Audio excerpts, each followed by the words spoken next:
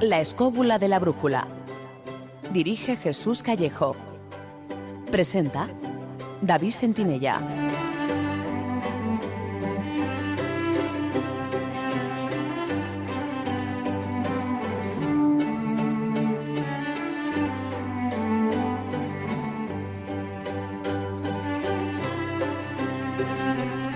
Hola, muy buenas noches. ¿Qué tal estáis, amigos? Desde los estudios de Radio 4G FM en Madrid, sed bienvenidos a una nueva edición de La Escóbula de la Brújula.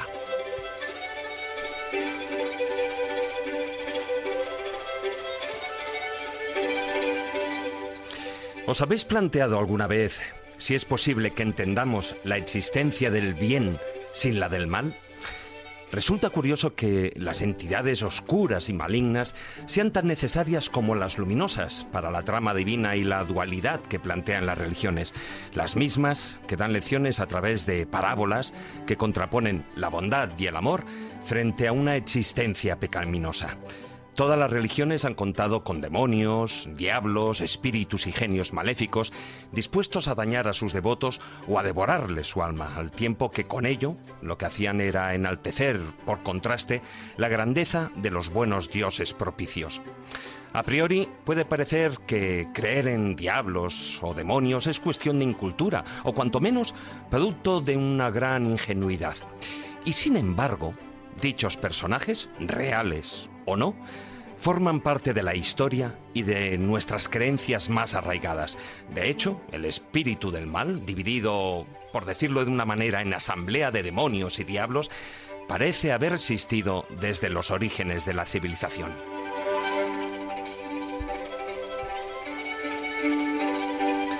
Por eso, a lo largo del programa de esta noche y especialmente en nuestra tertulia, El Filandón, nos hemos propuesto profundizar entre las leyendas y los mitos de culturas y religiones en busca de una posible respuesta a la realidad de estas entidades maléficas.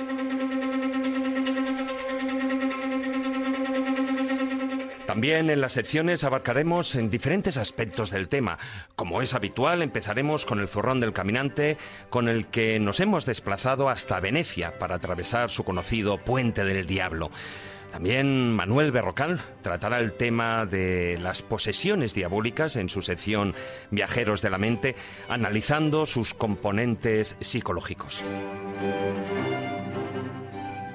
En los aquelarres medievales, las brujas aseguraban entrar en contacto con el mismísimo diablo, y para ello decían valerse de brebajes y ungüentos a base de ciertas plantas.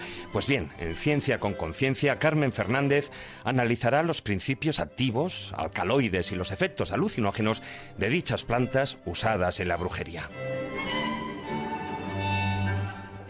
Además, visitaremos el taller del pintor para que nuestro compañero Marcos Carrasco, como dibujante vinculado al mundo del cine y de la animación, nos dé a conocer su diablo favorito, una creación fascinante que desde 1940 ha marcado a todas las generaciones.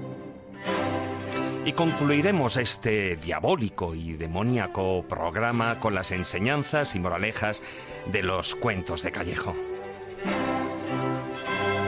Hoy no tenemos el WhatsApp activo, pero podéis dejar vuestros comentarios en Facebook a través de nuestra página oficial La Escóbula de la Brújula, o bien a través de nuestro perfil en Twitter @escobuleros, y el hashtag del programa de esta noche será #demonios.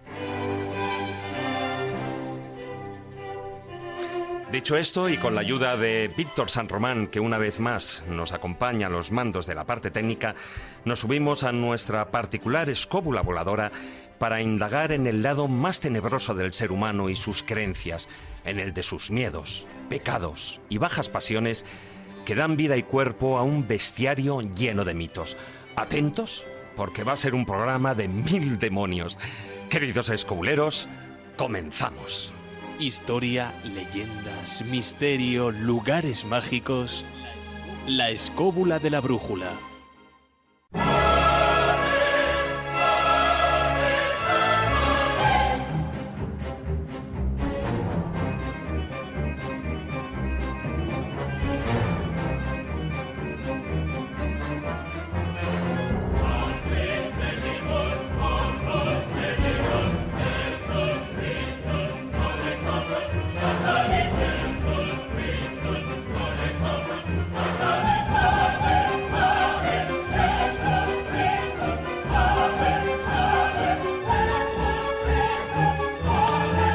Muy buenas noches, don Jesús Callejo.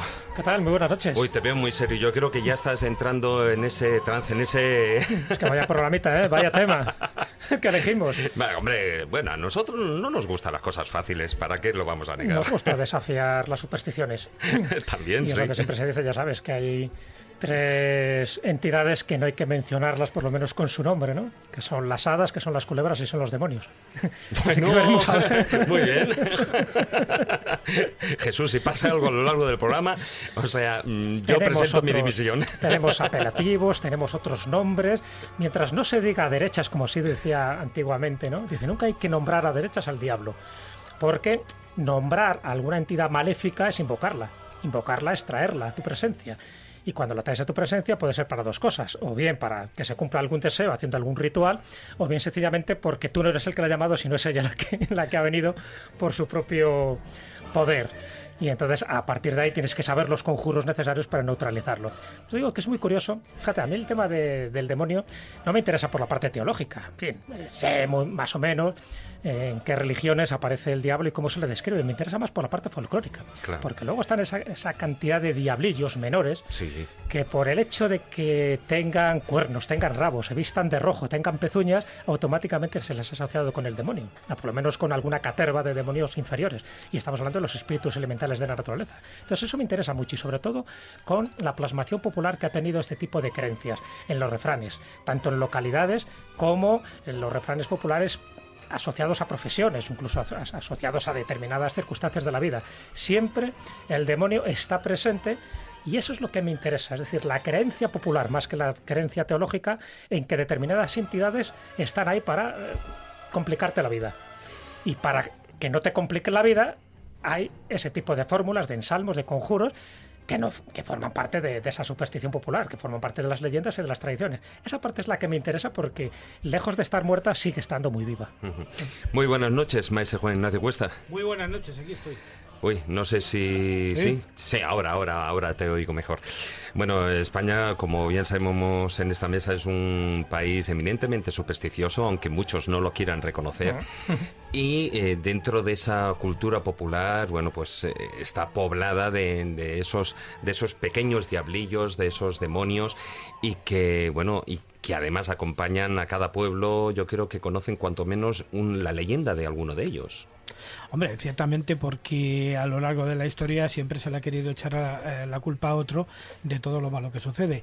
Entonces, qué mejor que buscarse una figura maldecida incluso por el mismo Dios, incluso maldecida por maldita de los profetas, maldita por la tradición fundamentalmente judeocristiana, pero que realmente tiene sus raíces en tiempos mucho más antiguos que el cristianismo.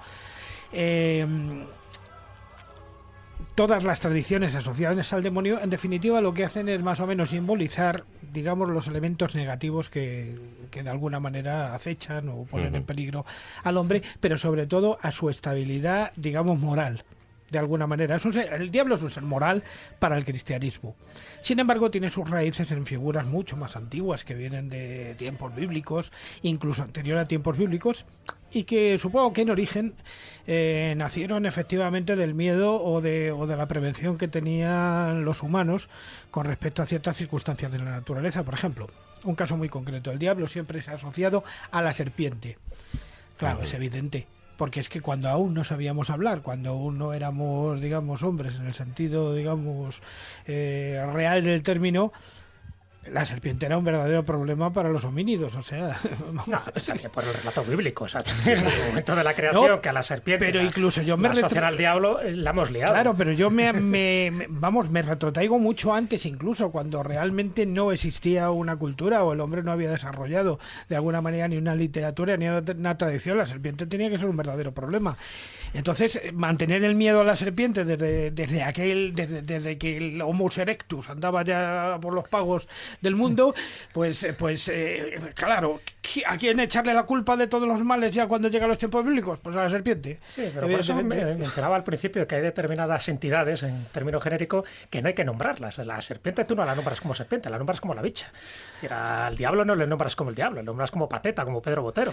A las hadas no las nombras como asadas, las nombras como la gente menuda. Es decir, que hay determinadas entidades que te ponen en peligro, y aquí es donde yo creo que es una de las partes esenciales, ¿no?, de lo que hoy vamos a hablar, te pone en peligro tu alma. Es decir, estamos hablando de creencias en las que tú crees que el riesgo no es físico, o sea, el morir es lo de menos. Claro, aquí. por eso te digo que se transforma en un ser moral fundamentalmente por cuando nosotros elaboramos, llegamos a la abstracción como seres pensantes y tal, lo que lo convertimos es en un ser moral. El diablo no tiene una entidad física, puede tomar cualquier entidad física precisamente por eso, porque para engañarnos dentro de lo que es la amoralidad a la que trata de inducirnos, puede acoger cualquier forma, un jovencito guapísimo y absolutamente... Bueno, o incluso, y todo lo contrario, dejar que siga presentando, porque esta noche también nos acompañan en el estudio dos colaboradores. Manuel Berrocal, hola, muy buenas noches. Muy buenas noches. Además, aquí estamos hablando, fíjate, de lo que podría ser desde las perspectivas, perspectiva sobre todo de la religión cristiana. Pero si nos vamos a lo que pueden ser las creencias del Islam, o nos vamos a Japón, o nos vamos a otros lugares, también existen esos pequeños diablos, pues los Dijins, bueno, entidades maléficas. Vamos a ver, o sea, es que lo que tenemos que entender es que la influencia del catolicismo a partir del siglo XIX, cuando empieza a extenderse por la mayoría de los países, vía Inglaterra, vía España y demás, vamos a tener la circunstancia de que un concepto que era la existencia de unos entidades que en un momento determinado podían ser benignas o malignas y que representaban no el maligno, o sea, el mal como autonomasia, sino representaban el daño que te podía hacer una característica, por ejemplo, de la naturaleza. Los jinns, los genios, generalmente eran los genios dentro del Islam, antes de que el Islam se organice como tal, y entonces empieza ya a hablar de demonios, porque a fin de cuentas el Islam en un porcentaje muy alto procede de la ideología católica. Sí, es una de las tres religiones del libro. Son de hecho, al diablo en el Islam se llama Saitán. Saitán, que no deja de ser nada más que una derivación del Satán, del adversario original. Y tiene la característica de que esos jinn, en realidad, lo que representaban era el daño que podía hacer el aire, el viento.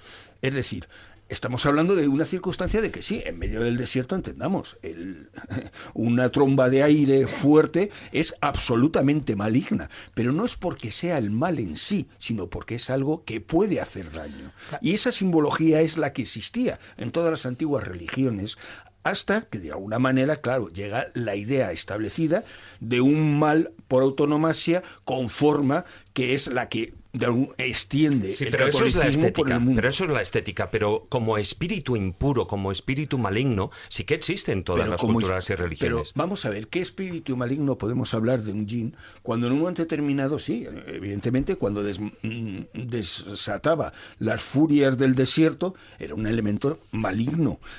Pero recordemos que dentro de la actividad, dentro del mundo árabe, curiosamente los jinns son los que protegen a la mujer. Y conceden los deseos. Y hasta el extremo de que ellos realizan y dan los deseos que tú realizas. Fíjate que estamos hablando de demonios, de diablillos, no estamos hablando de la figura de Satán. Claro, es que eso es lo que estamos tenemos hablando que de otras entender, cosas diferentes. que hay una simbología de esa, de el bien y el mal, ese establecido de religión católica y sus continuaciones, evidentemente, y luego la situación popular. Los pueblos han tenido elementos que le hacían daños, malignos, pero podían ser malignos o benignos dependiendo de las circunstancias, lo que se pedía en un momento determinado. Entonces, claro, no podemos hablar de las antiguas tradiciones, decir, bueno, de las antiguas religiones, decir, no, es que había un mal por autonomasia. No, era complicado encontrar esa figura. La figura la empezamos a entender a partir de la influencia católica en todo el mundo, claro. Si es que incluso en el propio cristianismo, en las bases del cristianismo están los demonios también protectores, también hay demonios protectores. El caso concreto de Asmodeo, que es el protector del templo de Jerusalén, a pesar de ser un ser maligno, sin embargo, es el protector de los secretos del templo de Jerusalén. Bueno, luego en el Filandor, por supuesto, profundizaremos en este tema. Carmen Fernández, muy buenas noches. Buenas noches. Menos mal que dentro de este mundo de locos y de creyentes está también la parte científica que, bueno, en algunos casos, también tiene esas creencias, aunque también existen esos pequeños diablillos de laboratorio, pero que sí que afortunadamente, bueno, pues ha ayudado a explicar muchas cosas, ¿no? Como una de las cosas que hoy hablaremos de por qué, bueno, pues se creía que las brujas, por ejemplo, pues contactaban, incluso hablaban y fornicaban con el mismísimo diablo. Todo lo que ha dicho. Sí, no, ¿esto es horario infantil ya o no? No, perdona. En los textos viene está así. Bien dicho, sí, en los textos viene así. Es lo que tienen los alcaloides, que ya lo veremos después. Pero yo te iba a decir, Manuel, porque tú estás hablando de mal y bien en el sentido moral cristiano de la época medieval, pero el mal y bien no tiene por qué ser en ese sentido moral. Puede ser Es que eso es una de guerra que pero siempre después lo vamos existirá. a hablar, yo creo. Por eso Si me lo dejáis, digo. porque yo ya sabéis que cuando me cambio de la ciencia me voy al mundo de Mesopotamia y ahí nacen también en origen esos seres sobrenaturales. No demonios, sino daimones en el Daimones, término claro. griego. Tienen otra simbología. Que es que un hay que ser tener sobrenatural, cuidado. es un Claro, espíritu, es que- pero pueden ser buenos y malos, como tú decías, pero no en el sentido moral. Esa Ese es es la el tema. cuestión. Sí, bueno, como siempre, cuando se habla de demonios, de diablos, de genios, la moralidad no tiene nada que ver. Que no, salvo que sea dentro Discrepo. del ámbito cristiano. Hoy vamos a discutir mucho. El problema, el tema de hoy es como si... Yo voy a ir sacando los alcaloides. Como si que hubiéramos en la elegido el mochila. tema de Dios. El problema es la terminología, las palabras que vamos a utilizar. Efectivamente. Que la gente identifica diablo con demonio, con Satán y con Lucifer, y son cosas distintas. Entonces ese es el gran problema. Entonces, si somos capaces de delimitar un poco el lenguaje y distinguir un poco lo que es el bien y del mal de la parte moral, que evidentemente está intrínsecamente unido, ¿no? Pero no solo por el cristianismo, o sea, lo que decía Manuel está claro en el ámbito cristiano, pero no hay cultura que no tenga el antagonista. Y eso es lo contradictorio. Y no quiero tampoco extenderme mucho, pero lo contradictorio es que todas las culturas, todas las religiones parten de un Dios bueno, de un Dios todopoderoso, de un Dios innominado, porque si lo nombras ya lo estás limitando. Pero claro, como hay mal en el mundo, ese mal hay que atribuírselo a alguien. Entonces ahí viene la dicotomía y ahí viene la gran paradoja. Es decir, ¿es Dios el que hace ese mal? ¿O Claro. Dios crea un personaje para que haga el mal como un poco como su sicario, ¿no? Entonces ahí vienen los grandes problemas para luego teológicamente intentar compaginar este tipo de cuestiones. Entonces por eso digo que no voy a entrar, pero sí hay religiones que lo tienen como más asumido o más distanciado, y hay otras religiones como la judeocristiana, donde se hacen unos ríos tremendos porque ya no sabemos qué son los ángeles buenos, los ángeles malos, si Yahvé es amigo de Satán, o si Yahvé es Sebaot, o Sebaot es el Dios omnipotente y omnipresente. Es decir, ese tipo de terminologías son las que creo que pueden inducir error a los posibles oyentes. Bueno, pues a lo largo del programa hablaremos de todo ello. Como veis, la polémica está servida, y aún más cuando, como me acaban de notificar, está a punto de llegar nuestro compañero Carlos Canales. Fíjate. A Marcos lo tendremos vía telefónica, pero bueno, pues Carlos Canales creo que va a aterrizar por aquí. Nosotros, mientras tanto, continuamos con el programa. Makes me wonder.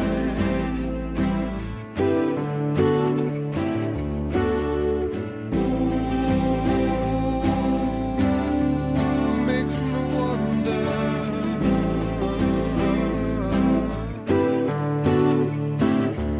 There's a feeling I get when I look to the west, and my spirit is crying for leaving. In my thoughts I have seen rings of smoke through the trees, and the voices of those who stand looking.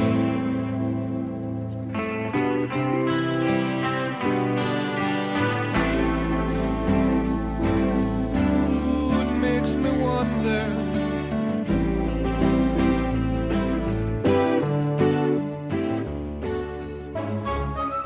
La escóbula de la brújula. Dirige Jesús Callejo. Presenta David Sentinella.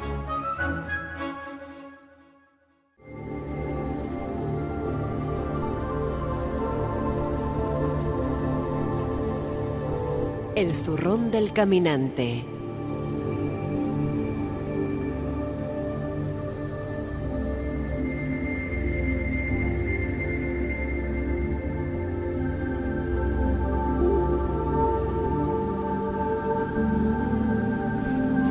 Bueno, Maese, para irnos con el zurrón, hoy nos vamos de lo que es la península ibérica, y aunque nos vamos a otra península, porque allí Además, si no me equivoco, has estado este verano por allí en Venecia. Sí, has estado, sí. He estado 3 Claro, días en Venecia. has estado y además, bueno, pues qué menos que en todas partes, fíjate, es curioso porque hay en la Garganta del Diablo, la Montaña del Diablo, tal cual, y puentes del Diablo también hay a cientos. En Venecia, por ejemplo, hay 2. Lo que pasa es que no tienen unas leyendas muy claras asociadas. Realmente yo me sorprendí porque no sabía que existía en Venecia un puente del Diablo, pero es un puentecito muy pequeñito que está al final de una calle que se llama la calle del Diablo, del Diablo. Entonces, preguntaba a la gente y tal por allí, bueno, ¿esto por qué tiene que ver con el diablo? Lo más que conseguí sacarles es que parece ser que ese puente no tenía barandillas y además tenía los escalones muy altos. Entonces, cada vez que pasaba por allí la gente, sobre todo de noche y esas cosas y tal, y se tropezaban y tal, lanzaban unas blasfemias horrorosas. Y de ahí viene, de alguna forma, esa... Es que está entrando Carlos y nos está distrayendo a todos. Aquí, el maese. No, a mí no me está distrayendo porque yo no le veo. Además, está trayendo un líquido rojo sospechoso con olor a azufre. Sí, Gazpacho de almendras. Ya la quita el misterio. ya, fíjate. Bueno, pues como os estaba contando, este puente del diablo realmente lo que está asociado es a, digamos, a los denuestos e imprecaciones que soltaba la gente allí en el Canarello, al cruzar este puente sin barandillas y tal. Pero hay otro puente que está un poquito más allá, en una de las islas que forman parte del complejo veneciano, en el que se habla también de otro puente del diablo, que donde se suele aparecer el día 24 de diciembre a las 12 de la noche, y que dicen que es el espíritu del demonio. Uh-huh. Pero estos son los que hay en Venecia. Hay otros en Italia, pues podríamos decir como en Ascoli o por ejemplo en Friuli o en algunos sitios. Pero luego aquí en la geografía patria nuestra pues también tenemos varios puentes del diablo, y aunque por su entidad no sea exactamente un puente, a mí el que más me gusta es el Acueducto de Segovia, que tiene su leyenda del diablo, que dicen que el diablo lo levantó en una noche. Dice, bueno, no se sabe muy bien en qué condiciones estaban con respecto a los vinillos segovianos y tal, pero bueno, esa leyenda se ha mantenido, digamos, a lo largo del tiempo. Y es cierto que parece obra del diablo, porque es que, madre mía. No era de los romanos. Bueno, No, perdón, yo ahí no estoy de acuerdo. Los romanos no construyeron el Acueducto de Segovia. Bueno, hoy va a ser un programa polémico. El Acueducto de Segovia lo construyeron los esclavos arebacos. Eso sí, ya es otra cosa. Los romanos pegaban unos latigazos. Eso sí. Buenas noches, Carlos. Hola, ¿qué tal? Es que decir eso, joder. Pero Carlos, ¿qué han hecho los romanos por nosotros? El gazpacho. Bueno, ese era árabe, tú. ¿Qué va a ser árabe? Por favor. Pero además del gazpacho y de las leyes, ¿qué han hecho los romanos? Que acabamos el programa y seguimos, ¿eh? Sí. Hombre, efectivamente lo diseñaron ingenieros romanos. Pero está claro que se lo llevaron a las espaldas fueron los... Os aconsejo el documental que de Canal Historia sobre los acueductos en España, porque es espectacular, ¿eh? Muy bien. Bueno, pero fijaros que la toponimia diabólica, y ya Juan Ignacio ha citado unos cuantos ejemplos, lo característico no es que lo hiciera el diablo, eso no se lo creía ni siquiera en aquella época.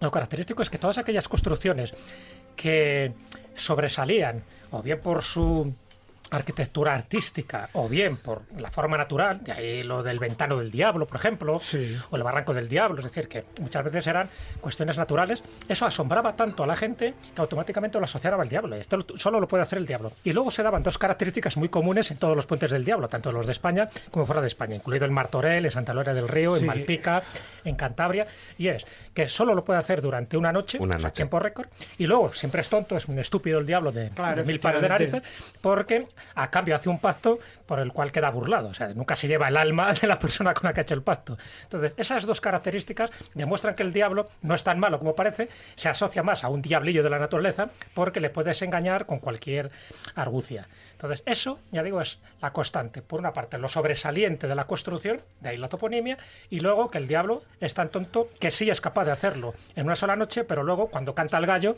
a tomar por Sí, saco. pero hay Noche algo... del Porque Diablo, siempre le Jesús. falta alguna piedra. Siempre le falta falta Y alguna algún piedra. tornillo. No, pero hay puentes que se atribuyen al diablo que realmente a lo que corresponden es digamos, a una apreciación por parte de los obreros, porque el puente no le salía. Por ejemplo, el caso del puente de San Miguel de Pedroso, cerca de Belorado, en La Rioja. No, en La Rioja, quiero decir, la parte de Burgos que linda con La Burgos, Rioja, sí. donde el puente realmente se consideró que era diabólico porque no había manera de levantarlo. O sea, era como bastante difícil. O luego un puente del diablo que a mí me gusta mucho, que es el que está cerca de Jaraba, en el río Mesa. En el río Mesa, que también se atribuye a que el diablo lo había levantado en una noche, y tal y como lo había levantado en una noche una tormenta, se lo llevó también en otra noche. O sea que desapareció ese puente del diablo y ya no nos queda puente del diablo. Ahora que has dicho Belorado, sabes que hay uno de esos refranes populares que tanto me gustan, y a los que lo di al principio, que dice que Pancorbo, Vibriesca y Belorado, patrimonio del diablo. O sea que no sé si estarán muy de acuerdo los burgaleses con este refrán. Yo creo que no, ¿eh? Pero hay uno todavía que es peor, pero me refiero, son refranes de ahí, o sea, de la cosecha popular, está claro. El diablo está en Cantillana urdiendo la tela y tramando la lana. Cantillana es un pueblo de Sevilla. Hombre, de Bueno, todas maneras, al menos le hacían currar. de todas Te lo hacen maneras, currar. Le hacían trabajar, sí. las referencias que tenemos en nuestro país al tema del diablo son tremendamente impactan fundamentalmente o proceden de la literatura en muchísimas ocasiones. Un diablo, por ejemplo, simpático, gracioso, pero también un poquito indiscreto, es el diablo cojuelo, que forma parte de nuestra literatura. Hablaremos luego, porque yo creo que tiene su punto, y además está muy en relación con lo que va a contar hoy Carmen. Tiene mucha relación con las hechiceras, con las brujas, a quién había que invocar y cómo había que hacerlo. Y el diablo cojuelo, pues hombre, era el diablillo que reunía todas las características. Hombre, el que se lleva la mala fama de ser la encarnación, digamos, animal del diablo son los gatos negros. Y hombre, me parece un poquito injusto. A ver, Jesús, aclara, ¿por qué tiene que ver Carmen con las brujas? por las plantas que ha traído. A ver, es gallega. Yo iba a decir, la encarnación del mal es Don Carlos Canales, que entraba aquí como el diablillo de la Carlos escóbula, Canales y en nos ha realidad es montado un SEO, es decir, Jesús, un no sistema operativo. En realidad no existe, que no, es Carlos. nuestro diablo. A lo mejor es un diablillo de esos de los experimentos mentales científicos, como el de Laplace y el de Maxwell, pero no sé, yo he entrado por aquí que vamos. Carlos, ¿no has visto la cantidad de plantas satánicas? Ay, se que me ha había traído olvidado Carmen? el diablo de Maxwell, pues eso tenemos que hablar tú y yo después. Bueno, y para terminar, Maese, es tan bonito ese Ponte del Diablo como alguno de los que está aquí en Es una España. auténtica maravilla. Yo lo vi de noche y pasaba en ese momento una gondola por debajo y tengo que reconocer que es uno de los lugares más románticos del mundo. Por cierto, si la música que tenemos es la que yo creo que es El Diablo, donde Tashu, un niño adolescente, enamora a Dick Bogarde, que hace el papel de un viejo profesor en la película Muerto en Venecia, que dirigió Luchino Visconti. Pues ahí la estamos escuchando. Quinta de Mahler. Exactamente. El Adagiet. El Adagio.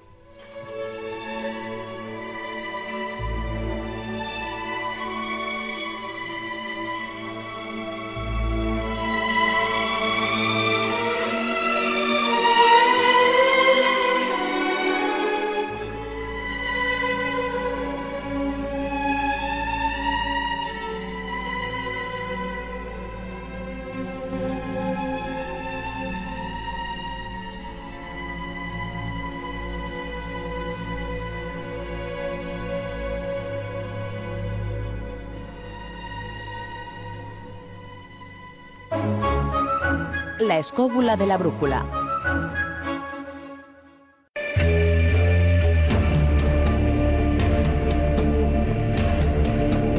Viajeros de la mente.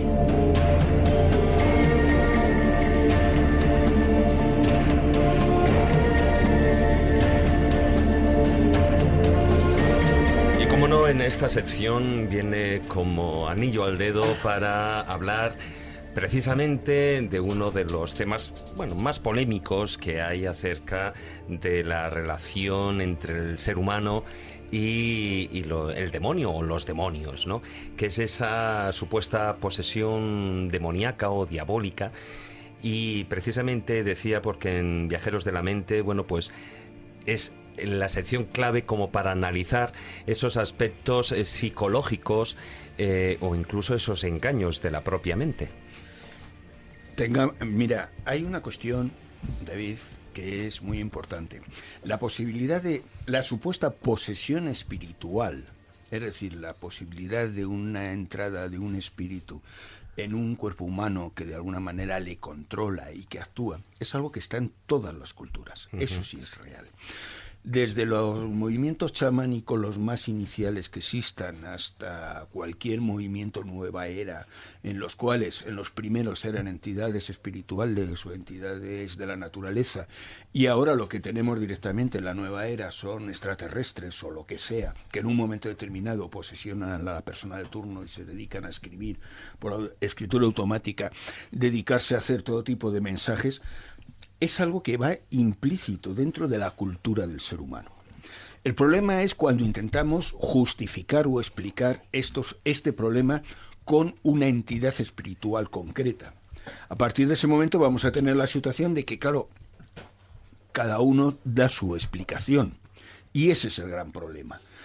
Dentro de la posesión diabólica tenemos la característica de que, bueno, evidentemente, hasta que no se hablan de diablos establecidos, no hay referencias de posesiones diabólicas, por una sencilla razón, porque anteriormente lo que había era posesiones espirituales. Hasta que, como decían un poco al principio, no existe la extensión de la religión católica o protestante vía las grandes conquistas, en la mayoría de las culturas todo eran posesiones espirituales, no había posesiones diabólicas. Y entendamos que es un concepto que nace directamente con la religión católica, la posesión diabólica. No otro tipo de... De hecho, en el Evangelio creo que San Lucas, aparece el primer caso, digamos, canónico de posesión, pero no dice del diablo, dice de los demonios. De demonios. Habla de demonios. No habla de otra cosa. De ese espíritu de demonio, pero ese daimon más griego realmente más que el concepto del demonio católico, por decirlo así. Mira, yo os voy a contar una historia que es algo que he vivido, evidentemente, en su momento en un hospital psiquiátrico en Madrid, no digo cuál. Ya sabéis el problema que tenemos los médicos, que no podemos dar más datos de la cuenta y a veces limita un poco. Pero bueno. Sí, médicos y curas. Sí. Por ejemplo, lo que pasa es que los curas... Podría añadir abogados, pero da igual. Bueno. También entran, ¿no? Sí, pero yo creo que entran en el juego. Los abogados se ve compran. Pero bueno, ahí tiene la característica de que en este hospital que yo te digo, donde estuve trabajando durante un tiempo, me encontré una señora, tendría entonces, me parece que eran 72 años, y estaba en el hospital por haber sido poseída. Es decir, esta señora, que era de Galicia, no vamos a hacer alusiones a nada, resulta que en su día, pues bueno, decidieron que estaba poseída y demás porque era un poco trasto. Esa era la definición. Es decir, trasto significaba, pues bueno, pues que le iba a la juerga, el irse con señores, el estar... O sea, es decir, que se salía de la norma establecida en aquella localidad gallega en la cual había que... Las señoras, pues bueno, todas tenían que ser castas y aburridas. Es decir, al considerar que tenía una existencia pecaminosa, ya de por sí era considerada como poseída. Bien. El cura la quiso hacer todo tipo de rituales y cosas raras y bueno, pues en su momento, pues claro, la Guardia Civil, que era la Guardia Civil de entonces, porque hoy yo creo que han perdido un poquito ya su capacidad, ¿no?, de imposición, llegaron directamente, cogieron a la señora, se la llevaron, la metieron en un hospital psiquiátrico y la mujer llevaba desde los 17 años en hospitales psiquiátricos y yo la conocí, pues ya os digo, con 72 o 73 tendría. Es decir, llevaba 60 años saltando de hospital psiquiátrico a hospital psiquiátrico porque supuestamente había sido considerada como poseída porque era una persona que pensaba distinto de la norma establecida en el momento. Es decir, su posesión, su problema era sencillamente que era diferente, nada más. Y para solucionarlo le colocaron el apelativo y se tiró, pues eso, un montón de años. Yo os puedo decir que era una mujer encantadora, muy agradable, claro, evidentemente con todas las limitaciones que crea una persona llevar 60 años ingresada, con lo cual, pues bueno, pues sinceramente la pobrecita tenía toda una serie de limitaciones a nivel de inteligencia ya producidas por esa situación, pero evidentemente ese era el problema.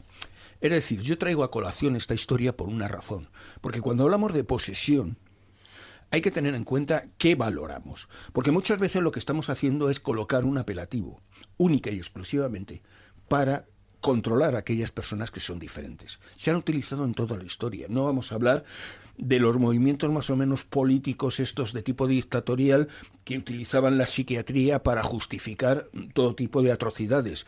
No había diferencia. Cuando se metía, pues por ejemplo en España se metieron a los rojos en centros psiquiátricos porque eran anormales a nivel psicológico, como se les consideraba, pues claro, evidentemente estamos hablando de un problema muy concreto, y es el hecho de que utilizamos un concepto, me da igual que sea político, religioso, del que sea, para controlar directamente a aquellas personas diferentes. Entonces, partiendo de ahí, claro, tenemos un inconveniente. ¿La posesión qué es?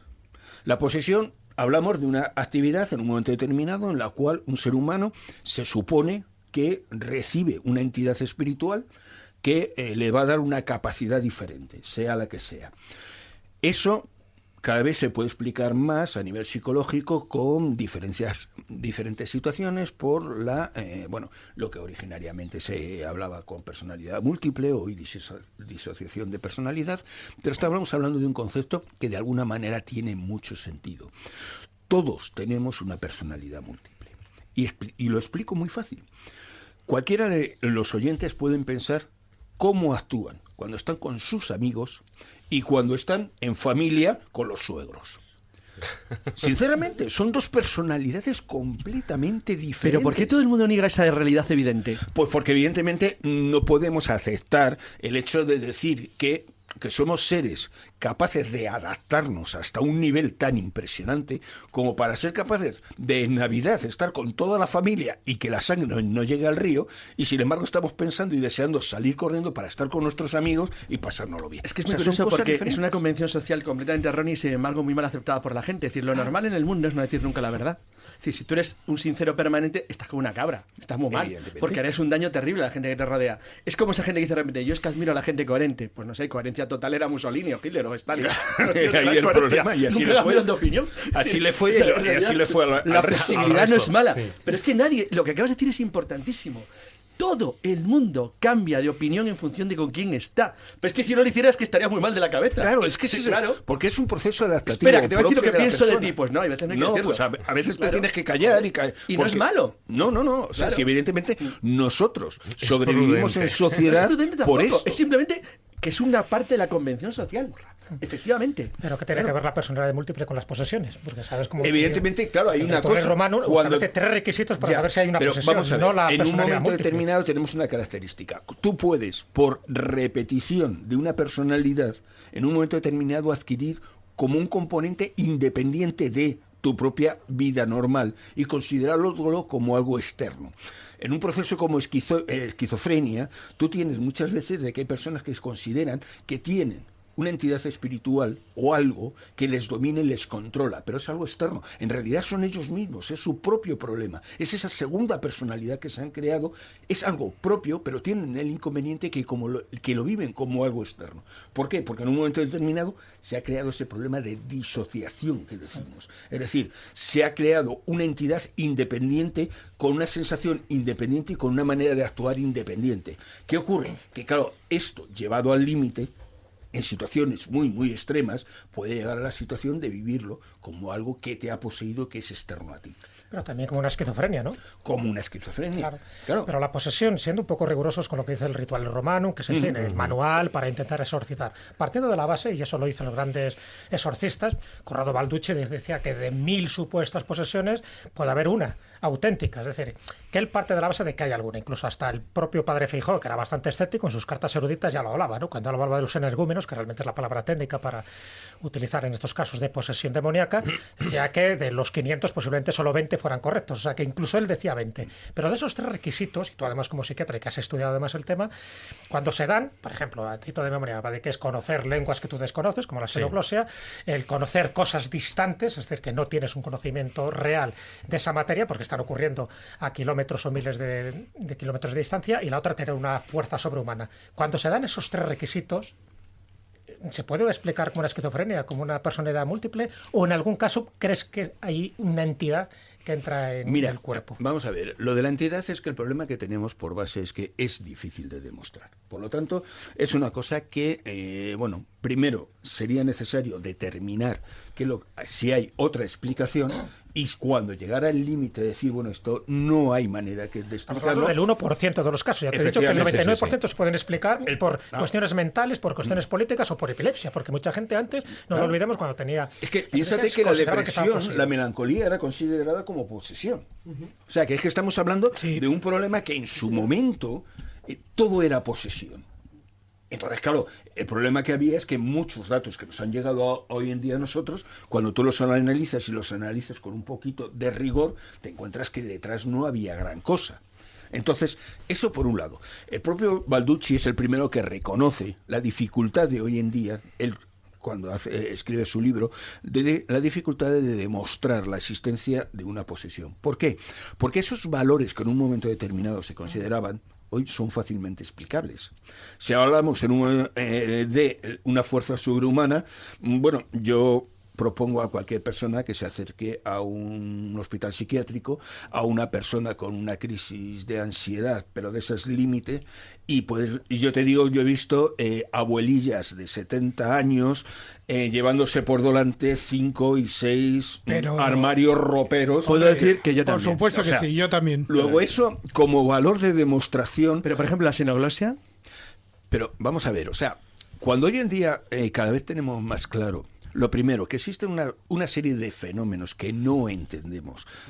Vamos a ver, yo creo en la percepción extrasensorial, yo considero que hay datos que te lo permiten el entender, yo creo que la utilización de conocimientos que en un momento determinado tú no puedes controlar en un momento determinado y en que a lo mejor no hay una base para explicarlo, pues sin duda alguna eso está ahí, que nos está siendo muy difícil de entender cómo eso funciona, pero poquito a poco vamos entendiendo algo. Cuando conseguimos comprender eso, dime, ¿la xenoglosia qué es? ¿La utilización de un idioma que no conoces? Bueno, lo primero hay que entender, hay que analizar los casos, porque claro, es muy fácil eso decir. Sí, ver cuántos son de verdad, eso estoy entendiendo. Los casos reales, pues bueno, a lo mejor muchos de ellos se han asociado a existencia de que la persona hablaba alemán, no sabía alemán, pero resulta que había tenido una criada alemana cuando era pequeñito. O sea, que una referencia había podido tener. Claro, lo que no podemos admitir es cuando te llega alguien y te dice, no, es que hablaba en el antiguo sumerio. Carmen puede decir lo que se sabe cómo sonaba el sumerio. No se sabe, no, yo te iba a decir, no se sabe, tú hablas arameo para que si yo balbuceo una palabra, pues decís que habla arameo. Pero no se sabe por las vocales, ¿no? Bueno, no se sabe cómo sonaba fonéticamente. Es a lo que me refiero, no se sabe cómo sonaba. O sea, mira, hay un caso, una historia que a mí me encanta, y es en el asesinato de la Rue Morget de Puey. Hay un dato que es cuando están haciendo el estudio la policía después del asesinato y van preguntando a todos los supuestos personas que han estado en la puerta oyendo el desastre que ocurría dentro. Y los polacos decía que hablaban en francés, los franceses que hablaban en polaco, los rumanos en checoslovaco, los no sé qué, y nadie sabía en ningún momento ese supuesto idioma que decía en el que estaba hablando. Es decir, suponía. Claro, cuando en un momento determinado tú te encuentras que en la mayoría de los casos dicen, no, es que hablaba griego o hablaba latín. Bueno, hoy se puede considerar que un sacerdote sabe latín, pero lo del latín en el sacerdote es de hace 4 días. Porque realmente antes el sacerdote no pasaba, en otras épocas, Edad Media y hasta la edad casi finales hasta la contemporánea, no se organizan los seminarios como hoy en día los vivimos. Por lo tanto, no sabían latín. A ellos les sonaba algo. Pero claro, la xenoglosia, entiéndeme, es una cosa muy habitual en muchos grupos, sobre todo de tipo evangelista, pero no es xenoglosia. Se inventan idiomas, hacen ruidos raros que parecen algo y todo el día, no, es que habla lenguas antiguas. Bueno, vale, muy bien. Hombre, es genial. Lo que sí es cierto es que, bueno, desde la época de Corrado Balducci, luego, bueno, pues también ha estado Gabriel Lamorth. Y aquí en España tenemos, pues uno además que ha sido bastante mediático y que lo hemos tenido en el programa, al padre José Antonio Fortea, que él es sacerdote que está por la zona en Alcalá de Henares. Y lo que sí que cuanto menos es curioso es que él a principios de año hizo unas declaraciones diciendo que lo que era el acto y lo que era el proceso de los exorcismos, que estaba a punto de desaparecer totalmente. Y fíjate que hace 2 o 3 años atrás se estaban dando Sí, con el cursos anterior especiales Papa cursos especiales para en crear todas, exorcistas. etcétera, etcétera, y de repente, bueno, pues es que ya no es que no haya casos, sino lo que es, fíjate, lo que sí que hay son muchas denuncias. Claro, pero es que eso es un problema. Volvemos a la situación de aquel caso que os contaba al principio. ¿Me entiendes? Las denuncias son por aquellas cosas de personas que en un momento determinado hacen actividades que no están bien vistas a nivel social. Y en la creencia religiosa se le echa la culpa al diablo. O sea, si el diablo no se hubiera ya inventado, había que inventarle. Es el personaje perfecto. Y que en la un momento determinado del diablo es pensar que no existe. Claro, o sea, es que esa es la historia. O sea, diga lo que digas, en un momento determinado el diablo es perfecto para utilizarlo para lo que quieras. Entonces, sin duda alguna, lo que tenemos que tener en cuenta es que lo que hoy en día, lo que antiguamente y cada vez más se consideraba como exorcismo por una posesión diabólica, es algo que es relativamente explicable. Que es una situación especial. ¿Por qué? Porque realmente la posesión diabólica, como en la posesión espiritual y como todas estas historias, lo que tenemos es un estado diferente de conciencia en el cual de alguna manera se facilitan ciertas actividades especiales que están en el cerebro, pero que normalmente no utilizamos por una razón clara, porque no llegamos de manera fácil a esa situación o a ese estado especial. Situación que se abre con las danzas chamánicas o con las danzas de macumba, o con todo eso se facilita. Nosotros tenemos dos sistemas, un sistema estático, toda la línea meditación trascendental, yoga y demás y tal, donde lo que intentas hacer es la interiorización propia de tu personalidad aislándola del resto, y tienes la del movimiento, todo lo que es danza, de que de alguna manera lo que haces es de alguna manera el extenderte hacia el exterior. Una de las cosas, por ejemplo, más graciosas que tenemos es que, claro, los Esú, representante típico de todos los movimientos afroamerindios, tienen la característica de, claro, se le vende como un diablo. Pero ¿cuándo el Esú pasa a ser un diablo? Cuando existe la influencia de los esclavos en Estados Unidos. Anteriormente nunca tuvo esa imagen. Pero entendamos, el Esú no es un diablo, es el mediador entre los hombres y los dioses. Es decir, es directamente los antiguos daimon griegos, pero desde otro punto. ¿Por qué? Porque todos los contactos espirituales necesitas un mediador. Bueno, pero sin hablar de los Esus, por ejemplo, dentro de tu posición, ¿no?, bastante racionalista, si hablamos de los orisás, por ejemplo, o si hablamos de los loas, dentro de las dos religiones, un poco de la santería cubana y del vudú de Haití, que la base está en las posesiones, automáticamente no habría posesiones, porque como no existen los orisás, como no existen los loas, serían todos procesos mentales, según tú. Evidentemente tendríamos que ver qué es lo que hay. Vamos a ver. El problema es una entidad. Es que si aceptas la existencia de la entidad, pues dentro de tu creencia religiosa, pues evidentemente tiene sentido porque la utilizas para explicarla. Si te sales de ella, tendrás que ver cómo la explicas. Mira, David acaba de citar hace un rato, y es verdad, yo no lo he visto, pero creo que vosotros dos sí. Me parece que por lo menos dos de ahí los que estamos aquí sí. Por lo menos Jesús y David creo que sí. Los giróvagos danzantes demuestra que el cerebro humano está preparado para en determinados momentos la alteración de conciencia es mucho más fácil de lo que creemos. Que se puede basar a lo mejor en elementos de sonido o de control simplemente de movimiento físico. Entonces eso es sorprendente porque demuestra que en realidad, claro, no es que nuestros antepasados sean más listos, más tontos o diferentes, sino que sabían o conocían que determinadas formas y actitudes nos cambiaban la forma de percibir la realidad, nuestra realidad. Con la pastilla azul y roja de Matrix, ¿no? Bueno, lo que sí que está claro es que evidentemente a los ojos de la psiquiatría y de la medicina, digamos, pues muchas de estas entidades, o sea, no van a encontrar una explicación. Otra cosa, pues ahí ya estaríamos hablando a nivel espiritual o no. ¿Querías apuntar algo? Sí, solamente quería dar un dato para quien tenga, bueno, que quiera acercarse a este tema desde el cine. Es una película que se llama De repente el último verano, una genial película que es teatro realmente, pero bueno, la dirigió Joseph Leo Mankiewicz, la protagonizan Elizabeth Taylor, Montgomery Clift y Katharine Hepburn, y es una película excelente que habla sobre el caso, pues eso, de alguien que se supone que está poseído, pero realmente se le intenta hacer una lobotomía cuando simplemente es una persona pues que es distinta de alguna manera. Una película interesantísima, muy buena.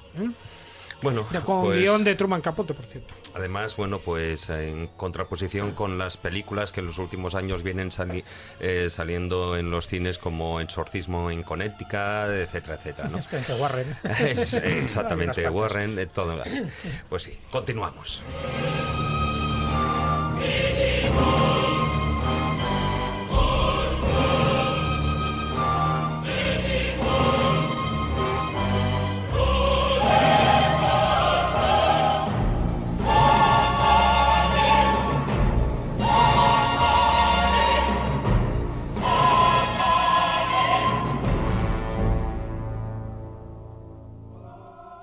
Si quieres viajar a lugares con historia y sumergirte en los grandes misterios de nuestro mundo, La Escóbula de la Brújula, en Radio 4G. Ciencia con conciencia.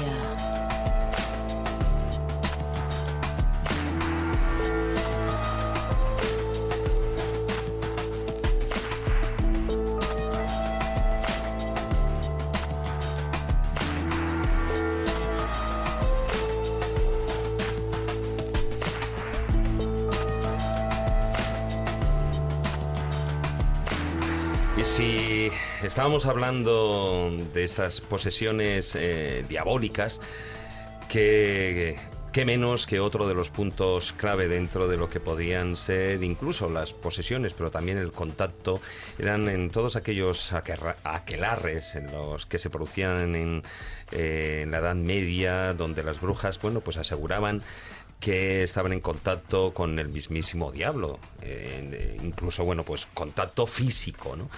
Ya no solo es que hablaran.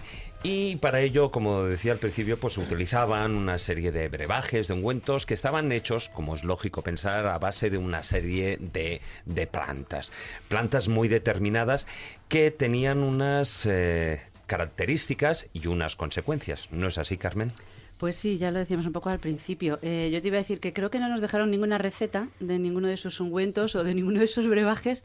Yo no conozco. No, de las hecho, quemaban antes, ¿eh? Bueno, hay no, alguna, ¿eh? No, te iba a decir de ellas, directamente de ellas. Hay médicos de la época medieval y demás que recogían. Mira, tengo en eso aquí te puedo apuntado. decir, y ya pasaremos más datos si queréis en la página web. Hay un, después de Zugarramundi, la que iba a liar, pasados unos años se pasó directamente, claro, yo es que no te sale. Español y de Vallecas y como poco más, y directamente el tema está que este hombre se dedicó a recoger todas las pócimas que utilizaron en el proceso que se decía que existieron, y el hombre las probó, pero a eso me refiero. y acabó alucinando en todos los colores. Hay datos de médicos o de personas de la época que recogen lo que yo entiendo que eran datos orales que la bruja nos transcribió. Me refiero que a lo mejor le faltaba el ingrediente secreto, pero bueno, sí sabemos una serie de plantas que podían formar parte de ellos. Y podemos ir analizando, bueno, yo creo que cada una daría para una sola sección, solo una de ellas, y como no lo podemos hacer, yo me voy a centrar en las más conocidas, pero claro, podríamos hablar, que comentábamos antes, la dormidera, la cicuta, estaría también el acónito, la planta del opio, y las que yo voy a comentar, en las que más me centraré, aunque pasaremos un poco por todas, las plantas de las familias de las solanáceas, las famosas belladona, beleño, estramonio, y podríamos meter por ahí a la mandrágora, que también es de la misma familia. Uh-huh. ¿Vale? Entonces, decía brevemente, podemos pasar así. La dormidera, todos lo conocemos, posee la morfina. Bueno, de hecho, a lo mejor antes debería explicar cuál es el principio activo de todas ellas, porque el principio activo de todas ellas es el mismo, entre comillas, me refiero, son los alcaloides. Los alcaloides son simplemente productos secundarios del metabolismo de las propias plantas. Normalmente, como proceden de los aminoácidos de las proteínas, suelen llevar algún nitrógeno, pero bueno, sus estructuras son muy variadas. Pero en general son ese tipo de moléculas, digamos, de compuestos orgánicos, que lo que tienen son efectos psicoactivos muy fuertes en animales en general, incluidos los humanos, animal social, que somos animales, que más conocido por todos nosotros, ¿no? Pues eso, o sea, siempre va a ser un alcaloide el que va a estar jugando un papel aquí. En la dormidera, como decía, sería la morfina, que es un opiáceo. Entonces, pasas por Bueno, estados hay de varios. excitación. Sí, bueno, hay La varios, pero uno papaverina, de los más depende característicos. de la destilación. Efectivamente. Bueno, los procesos siempre son muy importantes, porque de hecho, por el proceso, o lo puedes hacer más tóxico o puedes quitarle toxicidad según sea la planta. Pero bueno, en este caso, te produciría excitación, euforia, pero también te daría una sensación de ligereza que sería la que podría a lo mejor servirles a ellas para pensar que volaban, ¿no? En las escobas en las que supuestamente untaban esos ungüentos o pomadas o como le queramos llamar. ¿Y cómo se lo aplicaban? Horario infantil. Usa la palabra escóbula, que es la correcta. Escoba. Eso es arcaico. Esa parte, Jesús, te la dejo a ti, que seguro que la explicas mucho mejor. Yo me voy a dedicar solo a la química y a los principios por las activos. axilas, todo el mundo lo sabe. Que es lo mismo. Sí. La También escóbula. podía ser, también. Hombre, es que también. era. Te lo estoy diciendo yo. No, bueno, de hecho, pero- dependiendo de dónde apliques el ungüento, que normalmente era en ungüentos o en brebajes, ¿Ya que te has lanzado? por un motivo, porque si lo ingieres, la toxicidad es mucho más alta. Claro. Por eso Claro. lo preparaban en pomadas, digamos, para que no se murieran directamente, para disfrutar mejor de los efectos alucinógenos y no palmarla en el intento, ¿no? Pero bueno, vamos a seguir, Carlos, porque si no, no acabo la sección. Ya te dije al principio que eras el diablillo de este programa y que te calles un poco. La manita. ¿Por qué no te callas?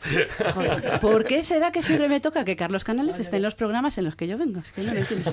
La manita muscaria, que la conoce todo el mundo porque la usaban todos los chamanes como medio, pues eso, para lograr el éxtasis, el contacto con los espíritus.